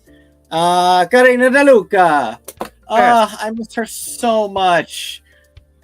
Are you really giving her an S? Yes. Good I'm for not you. prepared to go S. I'm definitely giving her an A. Never would I in a million years have suspected that the cure for Alzheimer's, cancer, toe fungus, bad cough, good cough, skin conditions, bad eyes, orgasms, just have an orgasm. Have you tried Feeling good. masturbating? Have you tried masturbating just an insane amount of times? Morphine addiction, morphine necessity, whatever you need, Karina has got the solution, and it is probably you coming all over the place. And frankly, I get it, so I love her very much. But also, has she done anything else? Not really. So, A. I'm only going to agree A because I don't know that we are ever going to see her again, and that makes me so sad. But Yeah. really, she should have been elevated to regular. I don't actually think he should have been elevated to regular in the end. He just wasn't a lot and is handsome. He's gorgeous. As a man named Nico, more than a man named Nick, I love it. But like, it's tough because like when you have an unusual name, like I have a very common name, Nicholas, and I have an unusual name, Nico. And when you have an unusual name, you really want those characters to fit you. Like if I were born and named Weetsy Bat, I would really have an attachment to that book series and be like, why doesn't she act exactly like me? But you know, it's more like Nico is just like dumb. Yeah. He's just emotionally dumb. So I'm gonna give him a B, but he's gorgeous. They had a cute little romance. He got a nice little wrap up storyline where he got to kind of improve on some of the ways that he left. So I like him. He's fine. I like the B. Yeah, I think B is good. It was nice queer representation, and that's something that Grey's Anatomy has, at least to an appropriate percentage, has been good about, and it was a lot of good representation from sectors that we don't really get a lot. I like that he got a story about Asian people not being taken as seriously by doctors. So he got some really good moments, and when it comes to the characters that are not meant to stay for 15 years, that's really all you can hope for. So yes. And then obviously the queen. Is anyone else gonna go S on Boki over here? I'm gonna give her an A, and only because I feel like she's had like 11 lines of dialogue the entire series, but I do And they've love her. all very been much. great. Yeah, I went A. Yeah, no, that's fair. The only real spoiler that I will give you for this week is that yes, Boki does appear in Nice. surgery, and it Nice. would have been really upsetting if Boki was not there for the occasion of marking 20 years for Agree. Grey's Anatomy. Fully agree. But yeah, not actually S. God bless her though. And so yeah, here we have it. I love so that this far. took less than 3 hours. I was really afraid it would take 3 hours, and not like afraid like, oh no, 3 hours, but like it's when your characters are so unfocused, it can be hard to talk about them. And I was concerned that there were going to be some characters on here that we didn't have focused enough feelings on to get to those identities, to get to those grades, those scores. But we do, and here we are. Ultimately, my list was kind of more C's and B's than anything, which in a show of 6,643 and 615 regulars, that's going to happen. And that's got to be okay because it's the nature of a soap opera. It's the nature of a show with 50 regulars at a time. So I'm glad with my overall score. I feel really positive about this experience, and I loved getting to do it with you guys. Completely agree. Yeah, I had the same thing. Most of mine were B. The majority were B's. It's a bell curve. A bunch of B's, very few S's, more D's than S's, but whatever. And I still love the show. I love all these characters, and I had a blast doing it with you guys. Yeah, I did too. I'm really glad that this is something that we have now come to share as a group and as a channel because it is really fun and interesting content. And if there's one thing that it has shown about itself over the last 20 years is its potential for reinventing itself. So even when it doesn't necessarily, um, even when it goes through like a slump, as it were, there's still the hope for a brighter future. And so I am excited for the potential future of Grey's Anatomy. Will we have another 20 years? Will we even be watching television in 20 years? Will we all have screens just embedded in our hands and round the clock content with holograms? Who knows? Where will television be? But we'll probably be watching it if we can, that's for sure. Yes. You know, the other thing that this show has going for it is multiple spin-offs, multiple avenues of continued storytelling, and so few shows have had this kind of legacy. I've loved getting to talk about it and getting to enjoy so much of it in the last calendar year. It's really funny because I keep saying that it's it's this year, but it's really 2024 versus 2025. I'm walking away such a big fan. I love it. Yeah, completely agree. I've always loved this show, and I'm happy to celebrate it with you guys. Yeah. Speaking of things that we are really big fans of and really excited to talk about, if you've enjoyed this, definitely join us tomorrow where we will be talking about the latest on RuPaul's Drag Race, which is a regular fixture on our channel. We have the link for tomorrow's broadcast in the chat, so definitely check that out and come join us. But in the meantime, you can find me on the socials doing what I do, theoretically. I try to get on there when I can. At Kevoreally, that's Kevoreally. And you can find me at TK Accidental on Twitter and on Blue Sky and Instagram. Nico, how about you? You guys can find me all over the internet at Nico Action. That's NICOACTION. If you guys want to check out my music, that's at Nico Action Music, NICOACTIONMUSIC. If you guys want to check out more about this amazing show, it's at HTML, Husbands Talking More or Less, as well as X's for Show and X's for Podcast.